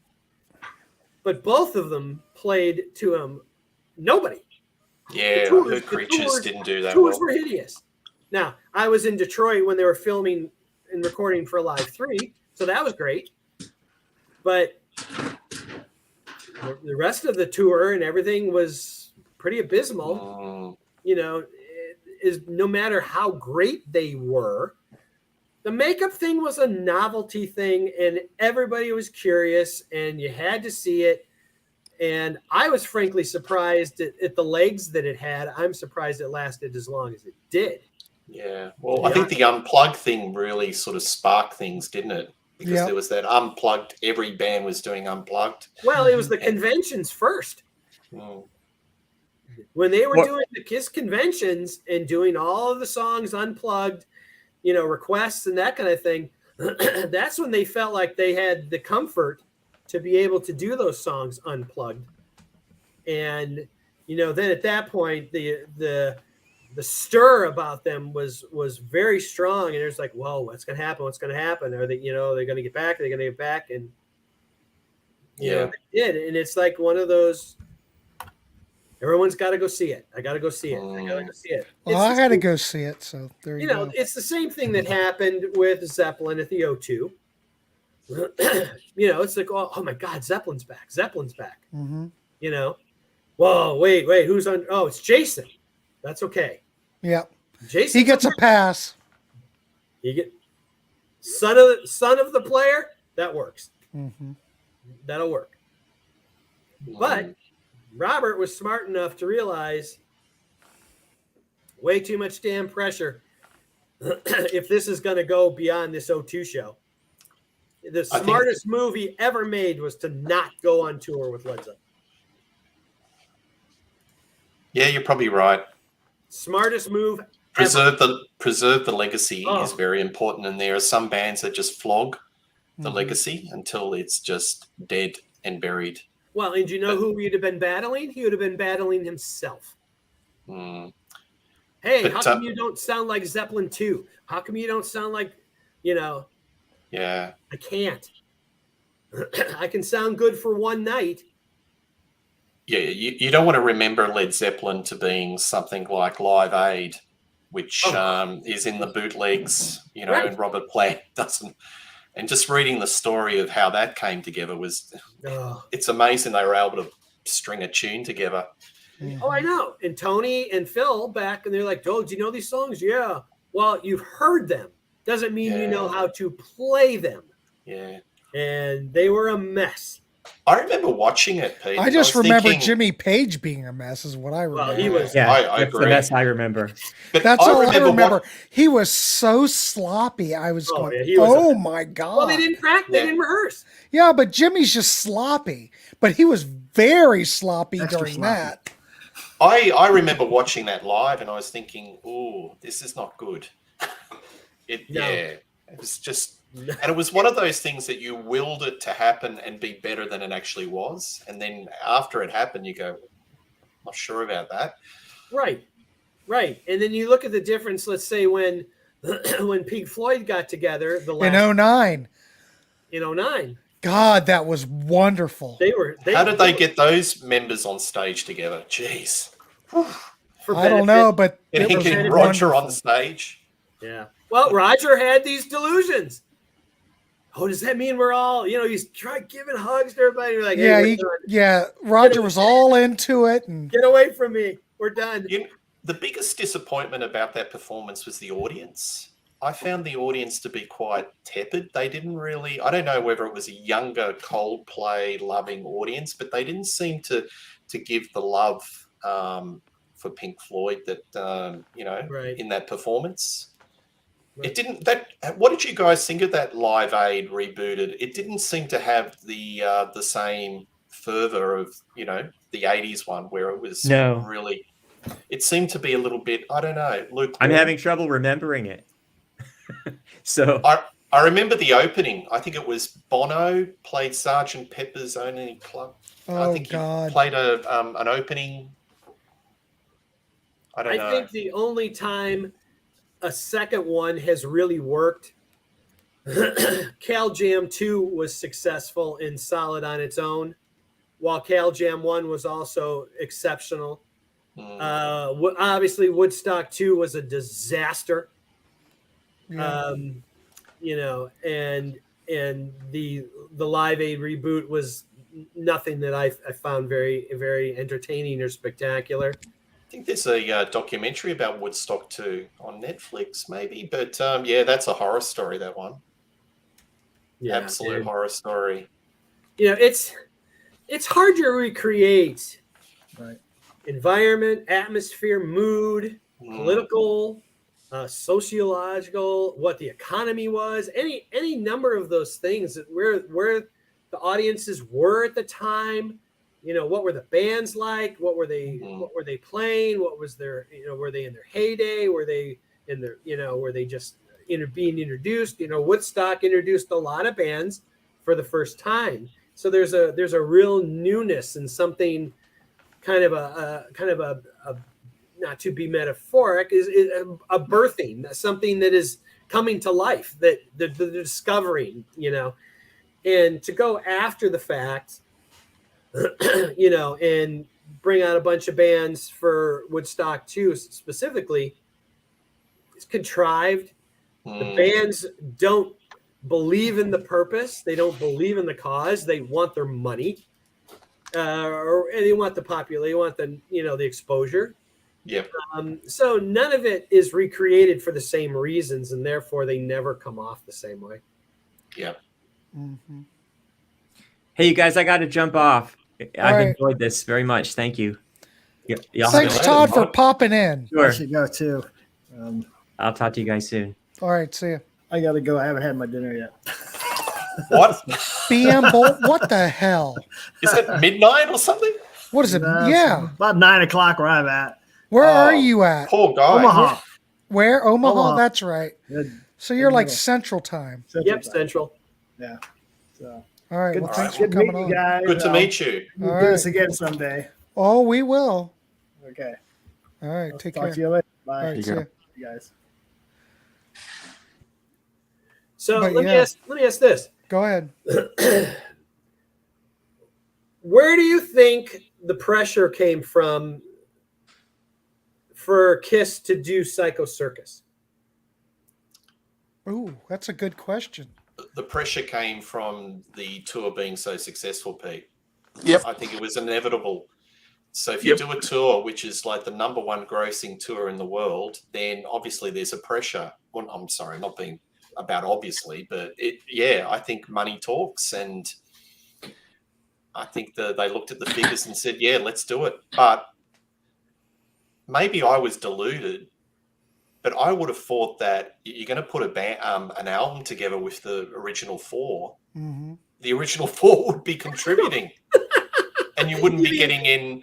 And instead of All getting these- one track with them on it or something.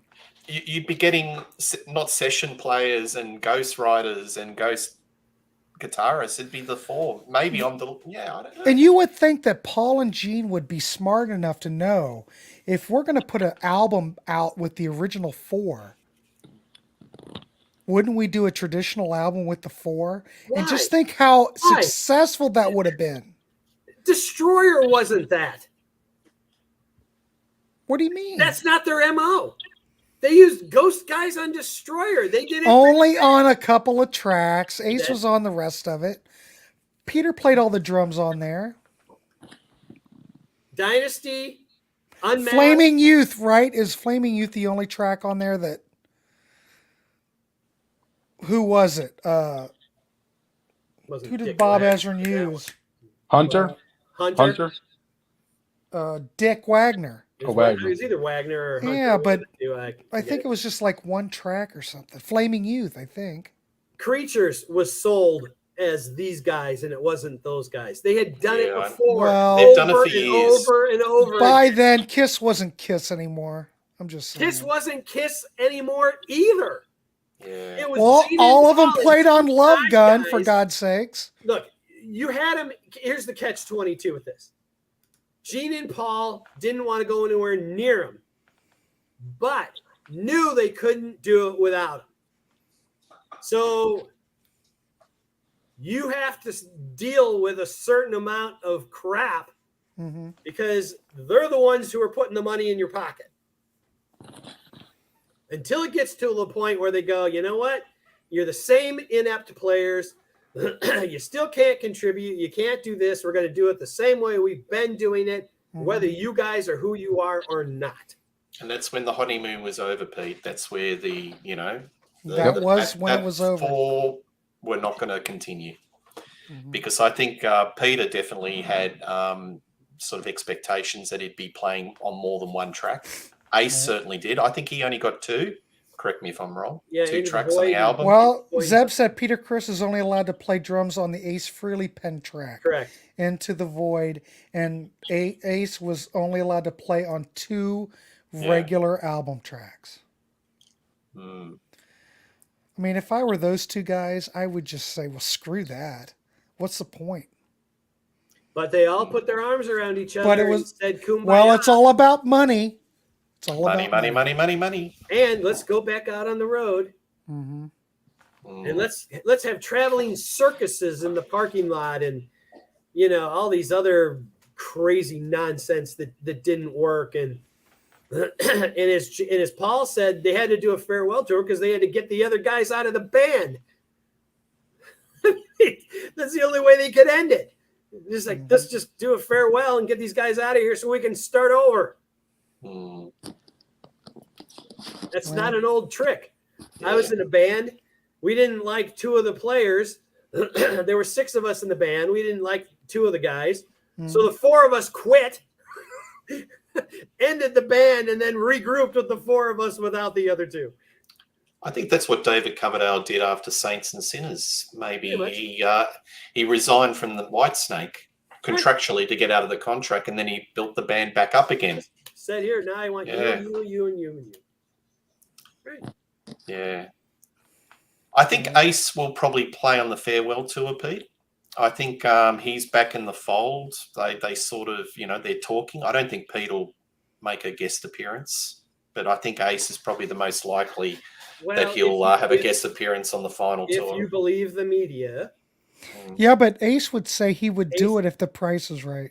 Ace. He'll relent. I'm sure. Also, yeah. Well, the story is that Ace also said he'll do it if Tommy is out, and that's not going to happen. It's not going to happen. They're not going to get rid of Tommy. They're not going to let Ace play on all the tracks or all the songs. No, but you see the illogic request to begin with. And how would they bring him on? Would it be like Tommy just slides across the stage and then you've got this other guy in the same makeup? I think he would come on with I'd like to see that. Look, you can go back. He wouldn't be in his street gear, would he, Nick? I don't know. I don't know if they'd have him in makeup, though, either, because I think he'd look bizarre at this point. Well, who, Ace? Ace with his gut? He's with his big gut? Yeah. And his wig? I don't know. Yeah. Wig and gut. Of course, they all have wigs. Well, here's the thing. I'm shocked. A lot of times we listen, especially to nostalgia, we listen with our eyes. And most of the tapes that I've heard, and specifically the Chicago show I was at, Ace was a mess. In 96, he was butchering his solos.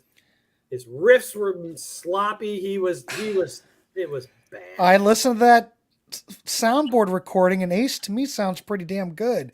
It's Paul and Gene that don't sound that great on that. I mean, Paul's voice is just. Ugh. I had both.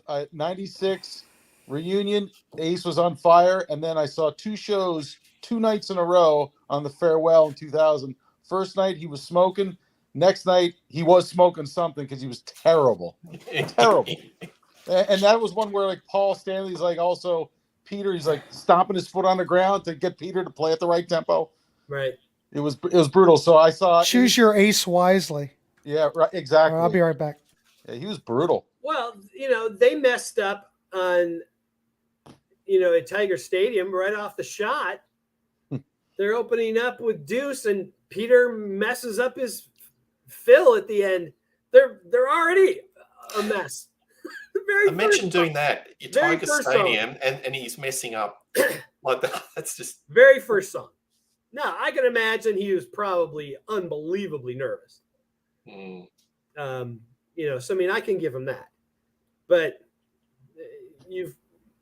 to me, that's just the difference in mentality. They were not guys who ate, slept, lived, breathed that stuff.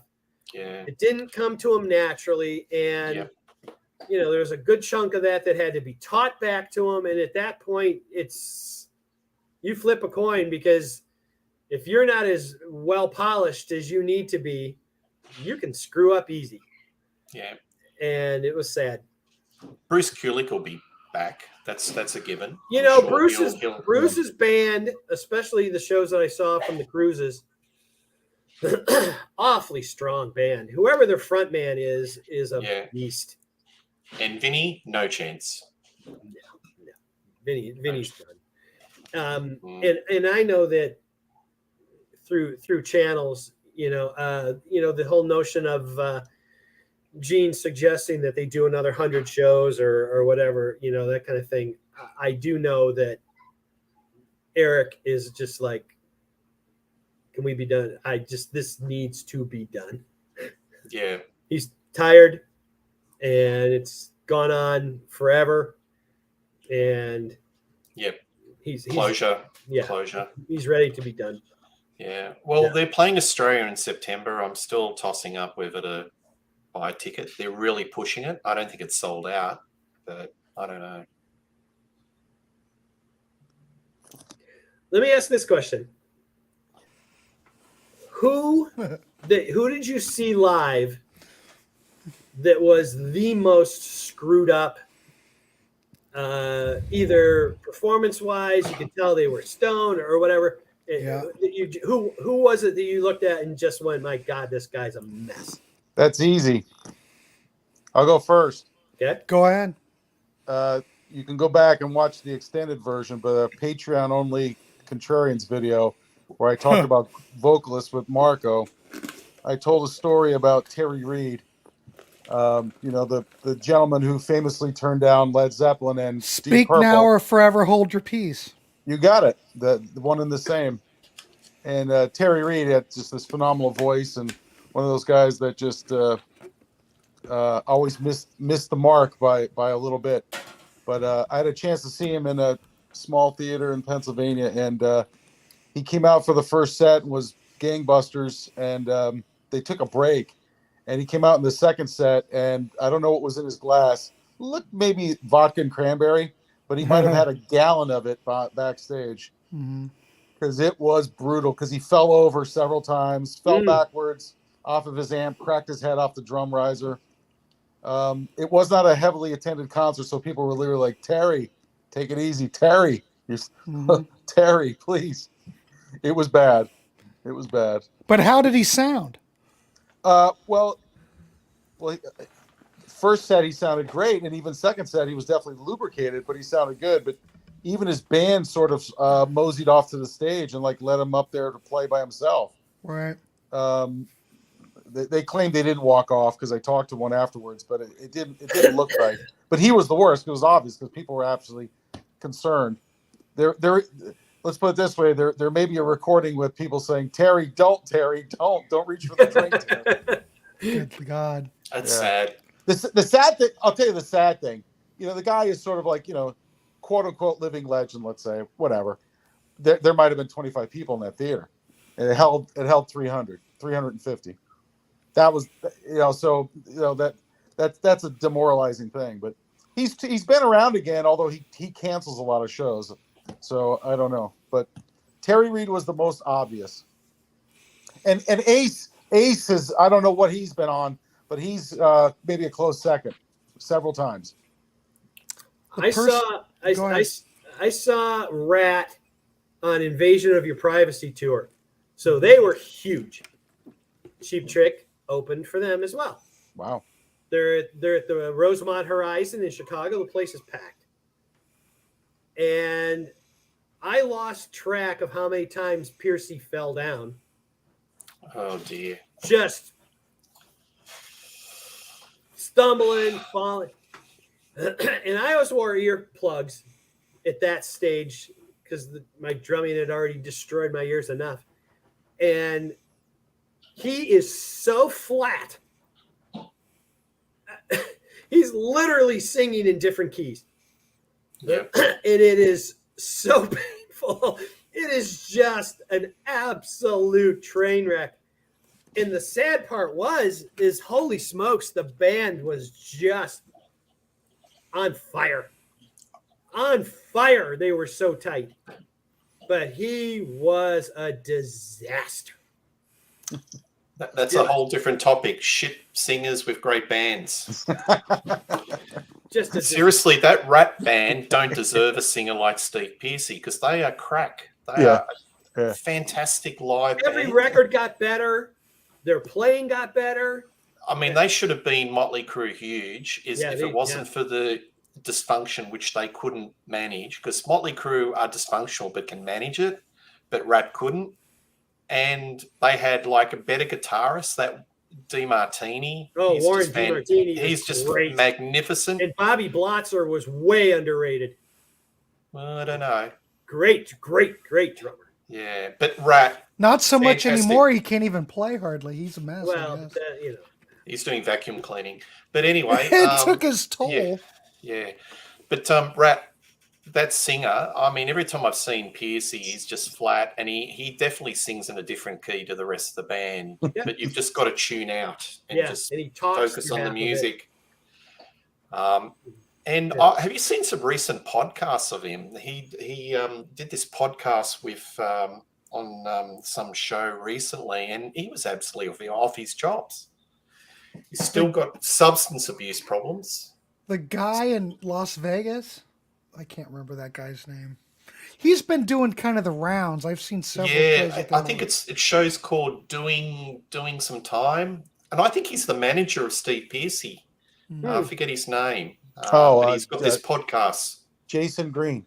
Jason Green. Jason Green. That's the one I was talking about. And he was interviewing Piercy, and Piercy was just off his chops. He had the dark shades, and he accidentally, flopped his glasses off, and it was just a train wreck. But besides his recent stuff where he saw on stage, I don't want to say where it came from, but I had heard rumors that has long-standing problems that I didn't know it was out in the public arena, so I don't want to say too much. But I heard he's been, what's the word, affected by things for many, many years.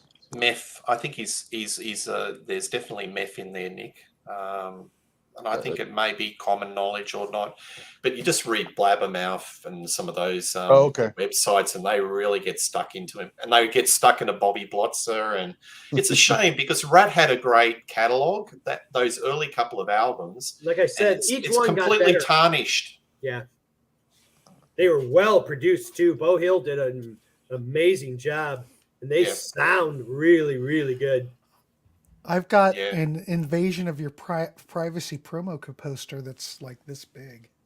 Well, I think you should put that in your next clip. Well, I could. I need to get it dry mounted and framed. I don't have that one. No, that's a classic album poster. Was that Tawny Katane? No, that was Marianne. Gravinette. Gravin. Tawny was one of those album covers. She's on Out of the Cellar. Mm-hmm. Yeah. But the Invasion of Your Privacy album cover, I'm just going to say it's a good cover, and I'll just leave it at that. I mean, you could, You're in Love and Lay It Down are probably in my top list of that era's best tracks from that genre. Yep. Those stunning songs. Run rings around Motley. Oh, honestly, those first couple of albums, but Motley, they've got the Hollywood side, haven't they? It's a bit of everyone knows their stories, and yeah, I don't consider them a metal band though. They just were a hard rock band. They get looped in with that metal crowd, but I don't think that they're Rat or Motley or both. Rat, yeah. Well, I will say, since we're on that same topic, the worst drunken fiasco that I've ever seen was at the Newport. It must have been when was Teenage Fan Club? When were they? What was the Pink album cover? Teenage Fan Club with the money. Oh crap! What's the name of that record? Anyway, must have been like 95, 94. Teenage Fan Club was out on tour, and Afghan Wigs opened for him. Afghan Wigs, Greg Dooley was drunk off his ass. It was absolutely hideous. He kept telling the crowd to go out and get all fucked up and do all kinds of drugs and shoot up. I mean, I was like, what are you telling all these kids out here? And he's like, just a mess. And their whole opening act was just a nightmare. I said, oh my God. And then what made it worse is that they left the stage. Teenage Fan Club came out and started doing their set. It was all fine and dandy. And then drunk Greg Dooley came out, decided he wanted to sing with Teenage Fan Club. And it was just Absolutely horrible. Oh my God. It was one of the worst concerts I've ever been to. And there weren't that many people in the audience. It must have been summer at the OSU campus. Cause any of those shows during the summer at OSU campus, well, you don't know, but I'm telling you, at Ohio State University during the summer, there's not much student life. So a lot of those shows are kind of sparse. So it must have been in the summer, but it was horrible. Greg Dooley, Jesus God. Horrible. Wow, 3 hours and 9 minutes. This is marathon, Grant. Well, that's how we do it here. I think at first I thought, Grant, Yes, sir. that the length of shows was a direct result of the ones that I was participating with, because that's when the Aerosmith ones started getting really long. So then I was not part of them, and then they started to go a little long with you and Ryan. No. Tyler. Let me finish. So now I don't see Tyler, and I don't see Ryan. So my key reason of deduction is that it's you. No, it's not, because this is just a chat. This isn't an actual show. No, I know. What wasn't this show about secondhand books or something? No, it wasn't about 3 anything. hours? It was just a general. Just Friday chat. I had no Yeah. chat. I was just hoping somebody would show up. And here we go.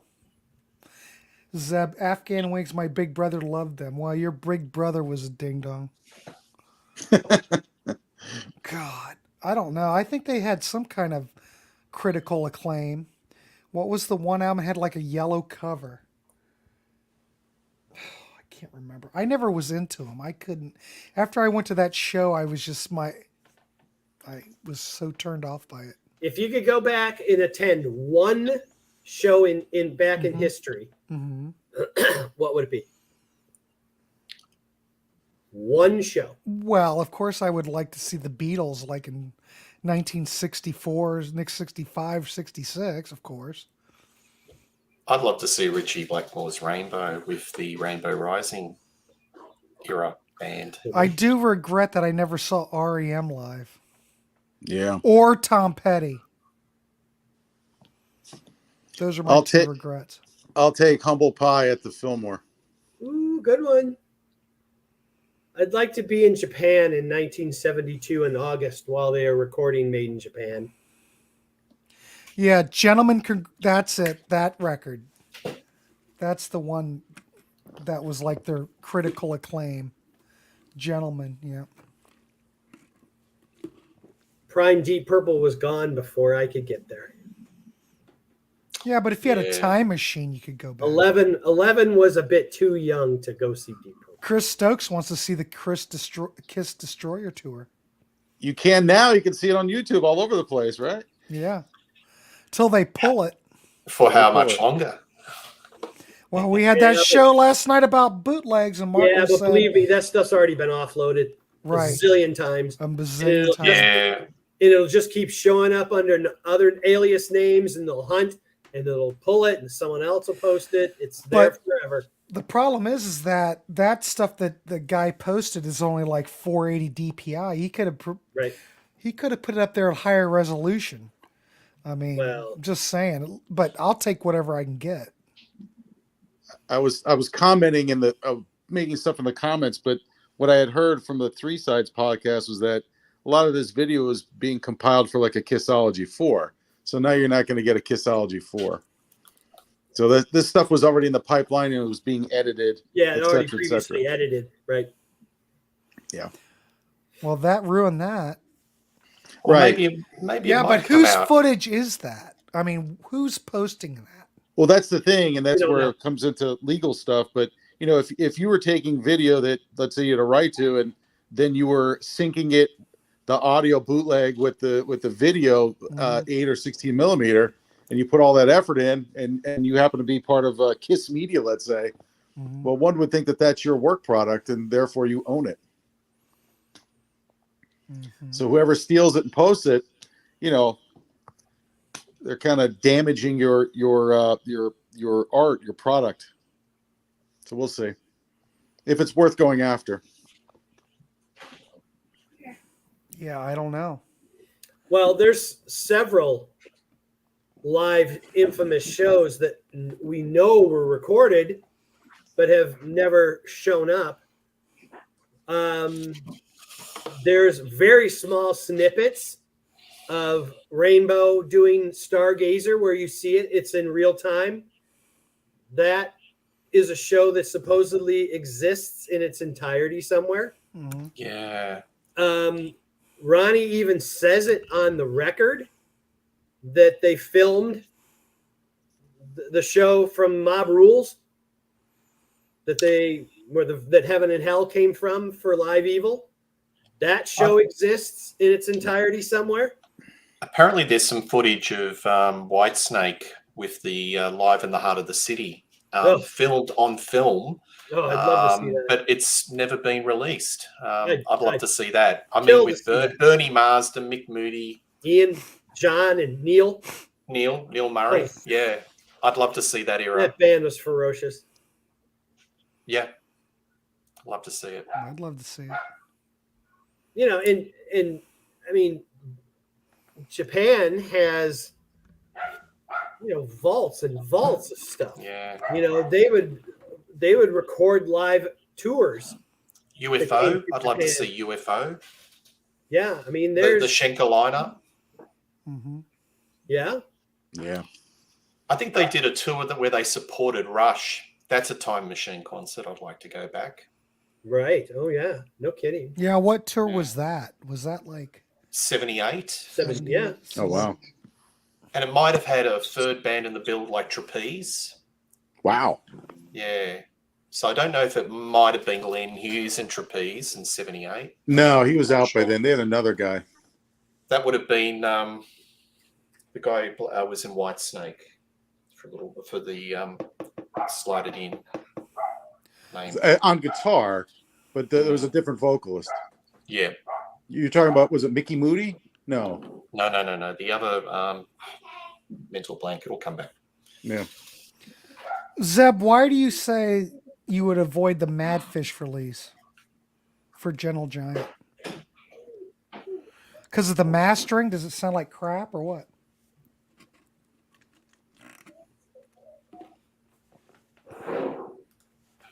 Not sure. I don't know. We'll find out. I thought of another Time Machine concert. Go ahead. Martha Hoople and Queen Oh, yeah. on Broadway. I know. On Broadway. I know somebody, the guy that owns a record store in town, went and saw Queen on Queen 2 tour. They played the Agora in downtown Columbus, which is not very big. I wouldn't mind being at that Rainbow 74 show. Yeah, absolutely. That's or Earl's Court. Mel Galley. Sorry. Mel Galley. Mel Galley. Yeah, Mel Galley. There's lots of good Queen ones. Mm.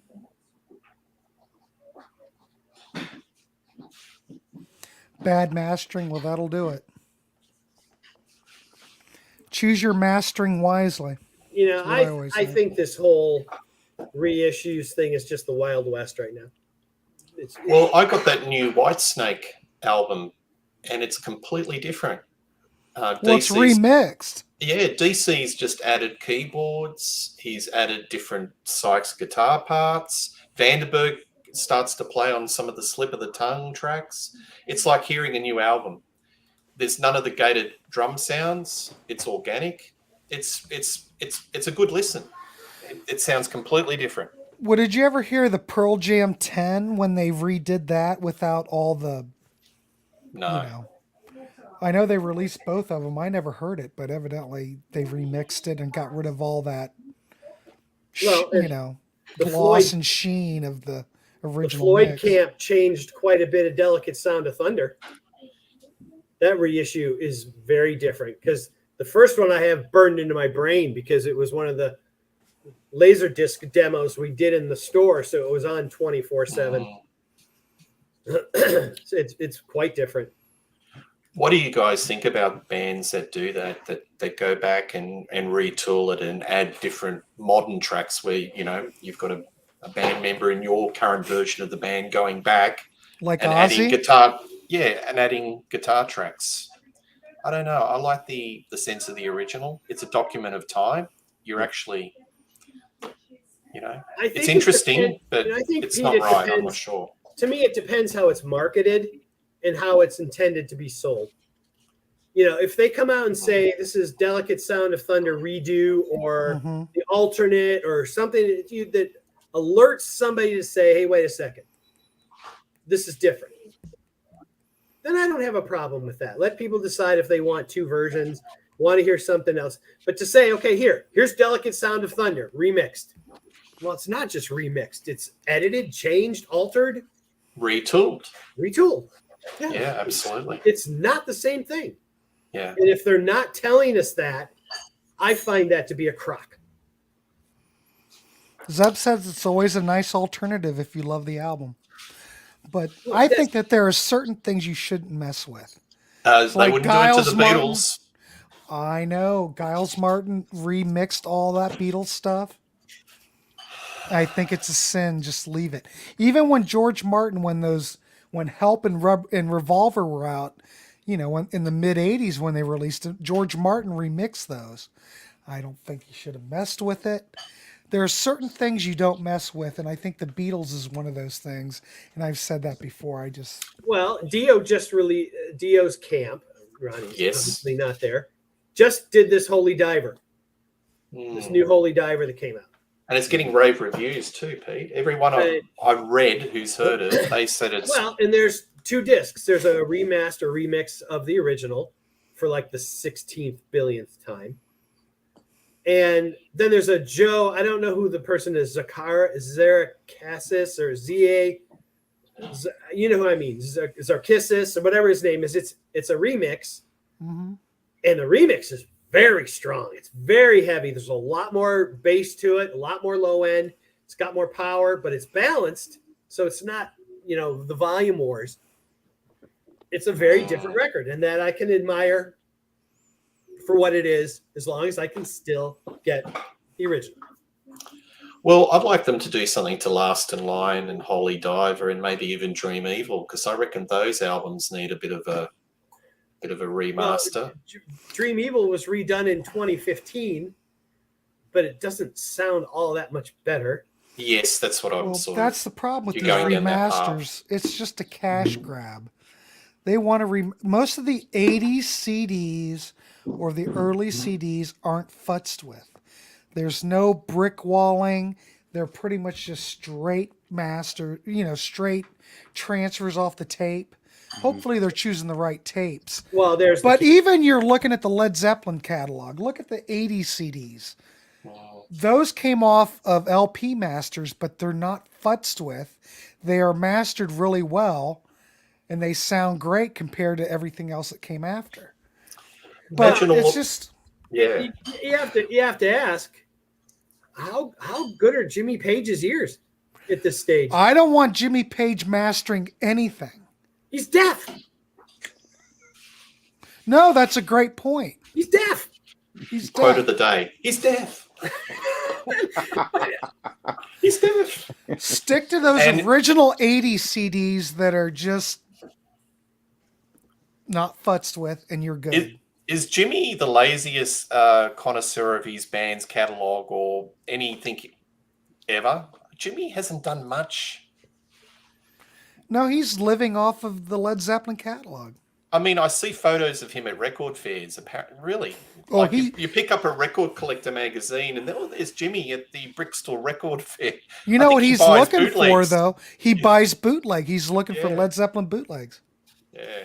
He's like, and John Lennon back in the day that's what he was into. Finding all these Beatle bootlegs. These guys are all fascinated by the whole bootleg industry. I saw a photo of the net that somebody presented a Rainbow Rising album to him. Will you sign this?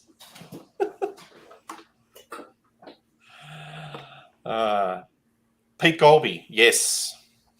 Who hasn't been in Uriah Heep? Pete Golby. Oh, yeah, good. Craig Goldie? He might not have been a Uriah Heep. Yeah, Goldie. This guy has got a great vocals. He was in Head First and the Abominog album, Uriah Heep. Pete Okay. Dolby, fantastic vocalist. Which album was John Wetton on? Ooh. God, I can't remember. It was a later one. It was before Abominog. Hmm. I don't know. I'm an early only guy. You're right, Heap guy. Yeah, no, I am too, but I really like that Pete Dolby era. I think Head First and Abominog. Equator's not so good. That's a little bit Def Leppard. High and Mighty. Yes.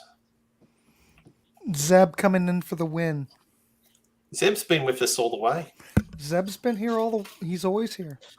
Oh. Yeah, I'll take Look at Yourself, Demons, Magician's Birthday, and the Live 73, and I'm perfectly fine.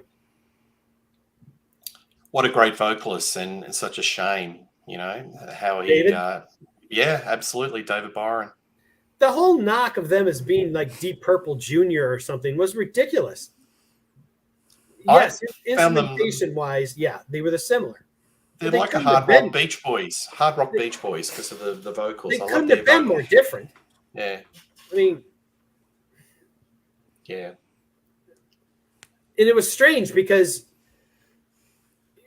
Lee and Ian Pace are two absolutely light years apart drummers. Mm, John and Ken didn't remotely play the same way. mm. Gary Thane was way busier than Roger Glover ever was. Yeah, And Richie was the flamboyant guitar, and Mick was the simple guy. yeah. They were Well- complete opposites. Well, the problem with that band is they had so many lineup changes. Yeah. I think the Demons and Wizards was the closest that they had to any stability in that band. Right. But so many different lineup. It's more than Rainbow and Deep Purple combined, I think. They've had a stable lineup with their later period, but that 70s, 80s, they've just gone through That so live many. 73 show from Birmingham is, Yeah, it's especially killer, if you isn't get the extended version now that's been out. Absolutely. Sunrise, what a great opener. Holy smokes. Yep. Any thoughts on the Pantera reunion? I have no thoughts on Pantera at all. Not a fan. Noise. I appreciate them. I'm probably a train spotter. Not a huge fan, but train spotter. Okay. But 2 out of 4. Does that make up an equation of a legitimate band? I think who are they bringing into it? One guy from Anthrax and who else? When you say the key 2 guys who are no longer with us, And brothers, Yeah. no less. yeah. Sorry, there's no Pantera without the 2 of them. I've got a funny story about that. But Dimebag, when he was a kid, my neighbor across the street was in bands, blah, blah, blah. He's from Texas. And they used to have a garage band, like you do when you're a kid. And he was playing in the band in the garage. And Dimebag and his brother, I think, I don't know, they were in the same town. But anyway, Dimebag, when he was a kid, would come and listen to Scott play. Or the band in the garage. And Scott said, yeah, he's just some kid, but he'd come and listen to him. But I don't know. They used to go see him whenever they would come to town because they were all friends, But they brought metal into the 90s. They were their albums went to number 1. They were selling out concert halls when metal was like on its last legs. They were a flagship metal band, like them or not. They were the ones that really waved the flag through that era, through grunge. I didn't care So- for their sound. To me, it was just compressed and Down tune, compressed. noisy, and just I couldn't tell you not what my it cup sounded. of tea. I've never heard any of it because I avoided it. not my cup of tea.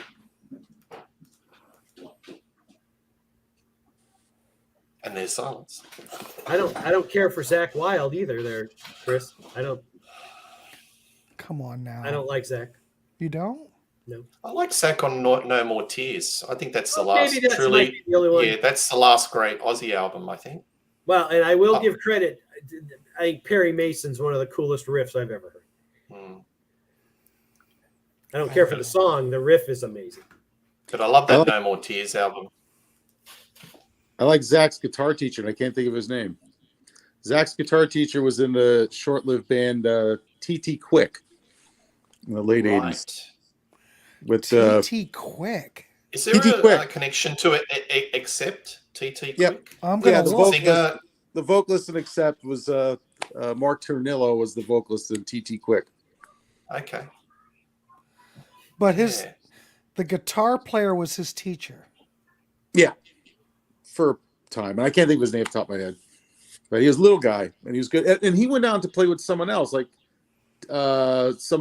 Testament or somebody. He went on to play with someone else as a substitute guitar player. Well, somebody I can't think. Yeah, I don't know who. It's not giving me that. If you look up TT, it'll give their names because he was the writer. Well, songwriter. Oh, that was a good. Dave. They were good, that was a good band. Petitro. Yeah, thank you. Dave, right? Yeah. Mm-hmm. There was another Dave Stratkus who played guitar from 91 to 2004, but the Dave Petitro did from 83 to present. Right. There's dual Daves. Dual Daves. Mm-hmm. Hey, Grant. Yeah. Did you listen to Headhunter yet? Yes, I have. Are we talking about Headhunter Crocus? Yeah. Yeah, but my favorite's Metal Rendezvous. Yeah. I was just talking. I did a recent show, and one of the guys I was doing the show with, Steve, bought a Heart Attack. He was raving on about Crocus Heart Attack being the best Crocus album, and I was saying Headhunter. I've always loved that album. Yeah, I've got Headhunter. It was pretty big and out in the day. Mm-hmm. And he had the perfect voice, I reckon, for AC/DC. I jumped on I think it was a chat with the Contrarians. They were doing the premiere of the AC/DC Flick of the Switch, and people were putting comments about Mark Storas. He would have been a really good replacement for Bon Scott because he had that sort of tonality. A lot of rumored. Probably not the right social fit, but vocally, wow. It's on YouTube. He does some versions of some Bon Scott songs, like High Voltage, and it's shiver up your spine stuff, Pete. Well, Long Stick Goes Boom is about as AC/DC as it gets. Ernesto, do you have Metal Rendezvous on 8-track? Because if you have that, you're okay in my book. I know you've got everything else on 8-track. They went through a lot of members too, especially drummers. They traded drummers quite a bit. And I remember Jeff Clavin joined the band right when they were kind of at their peak. Jeff's dad was the head of the art department where I went to college. He's a Central Illinois kid and was the only American in the band. And they're like, what? They were supposed to open for Rainbow on Straight Between the Eyes at the Decatur Civic Center, right downtown Decatur. And Crocus canceled for some reason. A local band opened. They were in a civic center, a hockey. You pull the bleachers from the walls and that kind of thing. But the bleachers were not even pulled out. You could turn around and see the back of the row of the chairs. There was literally nobody there. Yeah. And Rainbow came out and played a full set to like 30 of us. I'm like, okay, I'll take a club date with Rainbow and Straight Between the Eyes. That works. That's one for the memory banks. Were they kind of big in America, or was it like regional? Because I read stories that they headlined Madison Square Garden, supported by Scorpions, and Rainbow. Yeah, the tour was hit or miss here. So some regions they couldn't sell couldn't get arrested, and in some regions they were like huge. Yeah. Well, in the big show that they did that was filmed in, I believe it's in San Antonio. That's the one that was on video, and then I've got that Live Between the Eyes. Yeah. Great show. Great show. Phenomenal. That's the set list I saw. got 20 feet in front of Bobby Rondinelli all night. And 30 people. Yeah. Wow. Yeah. Richie didn't look very happy, but he played his ass off. Yeah. I'm surprised they went on. But yeah. But getting back to Crocus, I think that, do you think that maybe they didn't go further in their career because they got lumped in with hair metal, because they were going in that sort of imagery with the clothes, and that's unfairly so? If they were a bit more wore street clothes and went down that sort of meat and potatoes AC/DC route, they may have had a bigger career. Possibly. it's interesting. I tend to remember them kind of being labeled as this AC/DC knockoff, and that was kind of holding them back Earlier, but yeah. But I think 85, 86 onwards, 86 they onwards, were yeah. definitely chasing the hair metal type genre and doing the ballads and going into that, trying to be more MTV friendly. I mean, especially the stuff on Headhunter and what is it, Blitz or whatever. What's the one where the girl standing The sweep, covering the sweep ballroom Blitz. the album with the girl in front of the window shade and lightning type. Both of those were very strong records, and I thought their material was kind of heads and shoulders above a lot of the bands that they were contemporaries with, and they were very unique. And I mean, "Screaming in the Night's" one of that era's best songs. I'll put it out there. It's probably better than Fly on the Wall, one of those two albums. Oh, yeah. Heads and Shoulders. I would think so. Yeah. Blow Up Your Video, probably better than that. Why are you laughing, Grant? I don't know. I just think that stuff's horrible. Oh, the AC/DC, Blow Up Your Video. Bad. No, the stuff with Simon is hard for me to listen to. Once Bond was gone, I mean, Back in Black was the end, I think. It was. Bon is AC/DC. He's just. It was a fluke that Back in Black was as big as it was. Well, because Bon they wrote could a lot of the lyrics. Huh? There's conjecture that Bon wrote a lot of the lyrics. It was his experiences in America, and it's really Bon's album, and Brian just had to sing over it because Brian was dropped as a songwriter. Isn't that funny? If he wrote the lyrics for Back in Black, why was he dropped as a songwriter, a lyricist? After for those who want a rock, we salute you.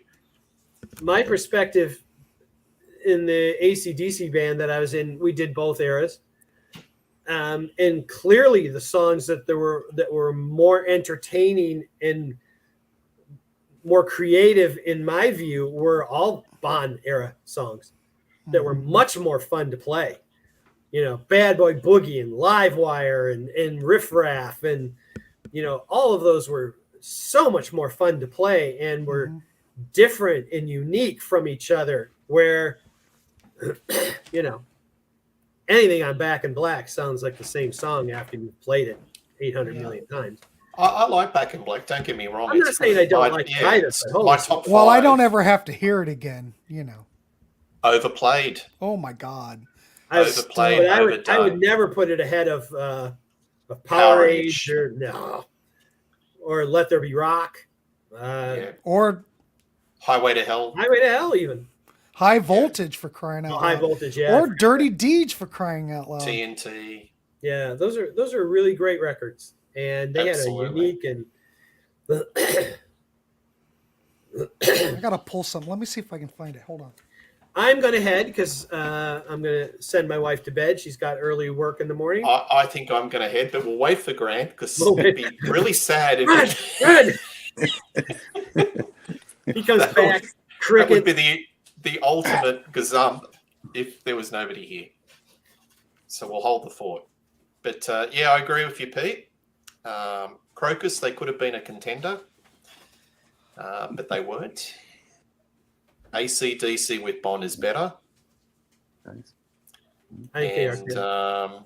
Look, their last album was a bit of a return to form. But I do love Razor's Edge. I'll admit, I love that record. Yeah. Do you like the song Thunderstruck? No, because I've had to play it too many times. Yeah, I like it though. I like it. I liked it when I first heard it. Mm, Very much. yeah. But But yeah, even, Razor's Edge, that went well. That was their big comeback album, wasn't it? oh yeah, In huge. the States. Was that 90? Yeah, 91. 90 somewhere? Yeah, I still have the promo posters I got from my vendor. yeah. I like Phil Rudd. He's the drummer in that band, as far as I'm concerned. He's the metronome. Well, and here's the thing about AC/DC, especially from a drummer's standpoint. Yes. Yeah, there you go. That's quite rare. The band. How much do you think I bought this for? This is what's always fun. Every time that, I pull something out, $5. that goes for like $8. If that's in mint condition, that could go up to $1,000 easily. Oh, if it's it's a mint. first pressing. well, Is I it don't on know. the How do I Blu-ray? tell? Blu-ray. Oh God, he's Look got at the that. Blu-ray. He's got the Blu-ray. Wow. Yeah. Yeah, Grant. it's mint. It's absolutely mint. Oh, You paid $10. Not even $10. Oh. that is worth quite a bit of coin. Well, That's I a got a lot of four-figure. shit That's a that's four. worth- That's a four-figure album. Well, I might have to just sell it. Well, you know, I got this in. Looks like I got it in 2006 for $7.98. What? That's ridiculous. you know, Grant, earlier in the show, you were talking about how you sometimes have to get to a period and you start selling stuff. You know, Yeah. I'm you gonna know, fly over to America. I'm 4 kids. Well, you in. don't find this stuff anymore, Well, Peter. no, you know, I'm 4 kids in, and you know, all kinds of stuff. So I'm going through various things, and and I pull out. Well, let me just poke through my comic books. I haven't looked at them in a long time. I'm like, hey, I've got Hulk 181, the introduction of Wolverine, and I looked it up at the time, and eBay. I think I got $400 for it, and this was 97, 98. And I'd read it. The pages were not all white. I mean, it never been graded or whatever. I got $400 for it. And I thought, super. The same non-graded right now is like $9,000. A graded one is like $30,000. You know, and I'm just like, yeah, no, that Well, tell me. that's what- outrageous, Grant. What That is this? absolutely- What is so special about this? I really don't know. Well, if it's a blue root, if it's a first pressing, the first Yeah. pressing. Right. that would be like, and it looks like it's very shiny and glossy. Oh, it's got no Yep. scratches. It's Yeah. mint. yeah, that would Stop touching greater it. You're greater devaluing it. greater than $1,000. Oh, I probably should sell Wow. that then. Wow. Because AC/DC records in collective circles are very popular, and a lot of people just played them in the day and thrashed the shit out of them. You know, No, you this don't is- get really mint condition It's dead original mint. pressing. Not Yeah. a mark on it. So where did you get it from, Grant? Was it like a secondhand record store? Of course. Half price books where I buy all my shit. Well, they didn't know what they were doing. Oh wow. Yeah, but we're talking, don't forget, Peter, we're talking in the 90s. People were getting rid of this left and Yep. right. Yep. It's a wonder I spent $8 on it, but my instinct was, well, this is an Australian pressing. It's probably worth $8. Yep. Like I buy all my stuff. I've got so much crap over here that I bought in the 90s for $1 that's now worth. Grant, just I edit bought this little everything that I could buy. edit this 5 minutes of this show and put it up as a separate clip on your show and just watch it go pow, because all the AC/DC heads will just be Really? yeah, I'll use it as I'll make a snippet, make a promo. yeah, you should. Look at my Well, I didn't know. It's been sitting in there for years. I haven't played it or anything. I've never even played it. I bought it in the 90s and I've never played it. Don't play. Wow. I just put things in the archive. The Don't look at archive it. is It's like the archive Spinal is Tap. Don't look at it. vast. Huh? I just get out and look at it and go, yep, there it is. Get out the gloves. It's like Nigel's Don't touch it. guitar with the tag on it. Yeah. I Don't didn't look know. at it. I didn't know this was anything though. Don't look at it. That's enough. So don't touch it. Ernesto. And they're going to do a number 2 That's another show, but I don't know if they should do a number 2, Pete. I don't think so either. First Let one's the a magic be. First one's a masterpiece. Or very. Oh, wait a minute. Ernest, what's very interesting?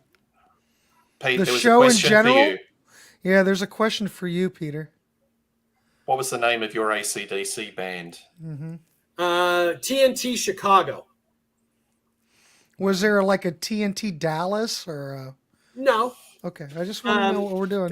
band is still very prominent. They play all the time. I moved on when my wife lost her job in 2012, and that's prompted our move here to North Dakota from Illinois. So, but played with them before I moved here. But what I was saying, the beauty of AC/DC is also the thing that is so difficult about them, because their songs are so sparse, and they are so perfectly constructed. The punches, the guitar hits, the cymbal crashes are all so consistent and precise.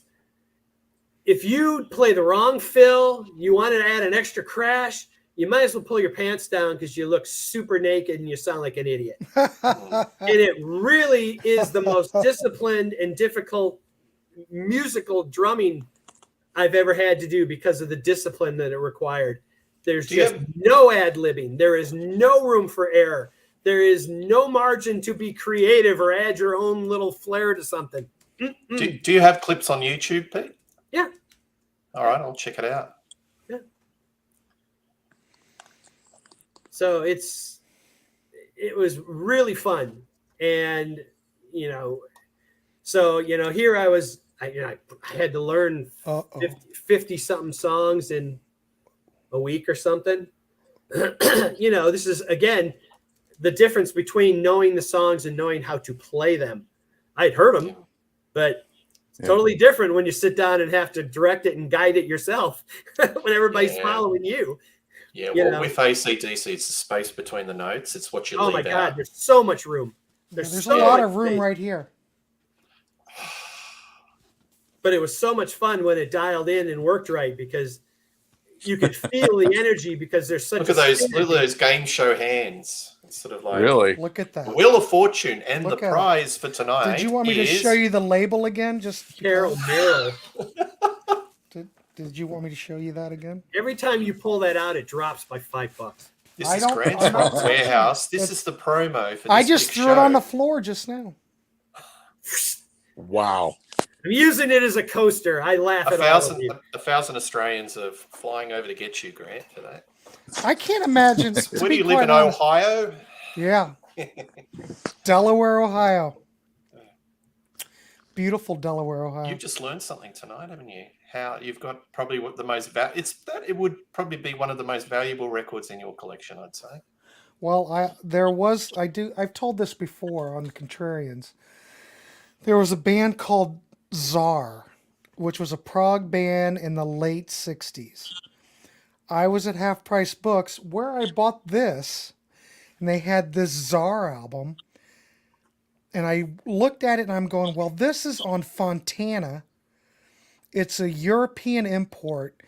It's from 1968. I didn't look it up when I was there. My instinct said, buy that. So I bought it. It was $4.99. Well, I went home and I got on eBay and Discogs and looked it up. The freaking record goes for $950. Holy crap. And the vinyl was mint. The cover was mint. Wow. So I was torn because I'm going, well, this is really a collectible record. Should I just keep it? Or should I sell it? But I went with the sell route and I got $950 off eBay. That's not bad. Yeah. And was it because it was the Fontana label that may have got you? Well, it was a first pressing too. Yeah. But it was a rare record, and the band Czar became somebody else. Yeah. And I don't have that detail. I can't remember what it was. Yeah. But that was the best buy, other than this AC/DC record that I've learned quite a bit about just now. Absolutely. That was the best buy that I ever bought when I was flipping stuff. Another label, if you see it in the wild, is Vertigo. Anything that's Vertigo or first pressing goes for a pretty penny. So if you see anything in, secondhand stores going cheap, Vertigo, early 70s, late 60s, get it, no matter what it is. But this AC/DC album, I don't sell any stuff anymore. Don't sell it, keep it. Hold on It's to it. going up in value. And when, Angus and all those guys, hope it doesn't happen for a while, but pass on. That will even go up in price. So you've got a little bit of an investor, and it's. But I've got sometimes a there are whole records that you bunch. keep. There are records that you keep as investments. Well, I got a crap load. But what would you do? Would you play it? No, I wouldn't play it. I'd play the CD. Yeah. No, this is just collectible stuff. Like I said, in the 90s when people were dumping it, I was buying all I could buy. Well, Yeah. It's like what I'm doing now with CDs. I'm buying all I can get because I know it's going to come around. Yeah. Mark my words. So if they're going to give them away, like, look, I got this freaking Kate Bush CD for $2. Yeah. That's If what's so they're giving them collectible. away, okay, I'll Yeah, give you $2 yeah. for that. Yeah. Well, I it's know. interesting because I was in we still have a Barnes and Noble brick and mortar here, and maybe as recently as a year and a half ago, they had 3 two-sided kiosks of LPs. Now it's down to 1 consolidated. They're not bringing in records. They're not bringing in LPs. They're not selling anymore. Yeah. We've got a guy locally that does record store fairs, and the reason how he makes his career is he was able to pick up all the records from radio stations in the day, and a lot of them have never been played. And he says that he's got a whole warehouse in the outskirts of Sydney just full of ex radio store records, and that's some of them are just in mint condition. A lot of them have like a label on it. That's how they used to catalog the records that have like a code if they had to. But if you peel it off, it's almost near mint condition. And they're all promo copies, Yes. So I mean, there's probably a lot out there in America too. Like somebody is when radio stations converted from records to CDs. Somebody has acquired collections from that. Yeah, I've got some promos like Cheap Trick Heaven Tonight, Yeah. white label promo that, and I've got little gold, kind of a gold stamp, isn't it? Yeah. In the corner. Yeah. But then a lot of them, had white label on the record. So I've got 2 Budacons white label promos of that. Yeah. And Heaven Tonight. I've got a question. Like that AC/DC, Yes. if that had the cutout, how much would that knock off the price? I reckon, like sometimes in record collecting, it's just got to have a little scratch or some little imperfection. I wonder how much. Is it 30% off, 40? Not sure. I don't know. Is that price label attached right to the cover? Yeah. That's. Don't I wouldn't touch it. I wouldn't touch it. No, I'm going to touch it don't right touch now. it. I'm touching it. Oh, jeez. Don't. No, I never took it off. I probably should have. I've got a lot of price labels still on records from the 70s and stuff like that, and you just don't do it because it's attached. I got ahead. Yeah. So do I. Well, we're probably done. We've gone. How long? It's been have we gone? emotional. It's been 3 hours and 53 minutes. Well, anyway, if you're bored in a couple weeks, we're going to do it again. So, but it's been a fun discussion. I'll give you that. I've covered a lot of ground. I love this stuff. I love just shooting the shit with no particular topic, and we just talk about stuff. There's Grant's got the most valuable record on the planet, everyone. And there's no pressure. We're just talking. Just some guys getting together and talking records. Yeah, there you go. Now I know what I'm going to do with that. I'm going to make a little promo video out of it. There I go again, providing you ideas. Yeah, you always do. Very good. And then Chris says, thanks, everybody. Hey, Chris, thanks for still showing up. Ernesto, as always, enjoy those 8 tracks.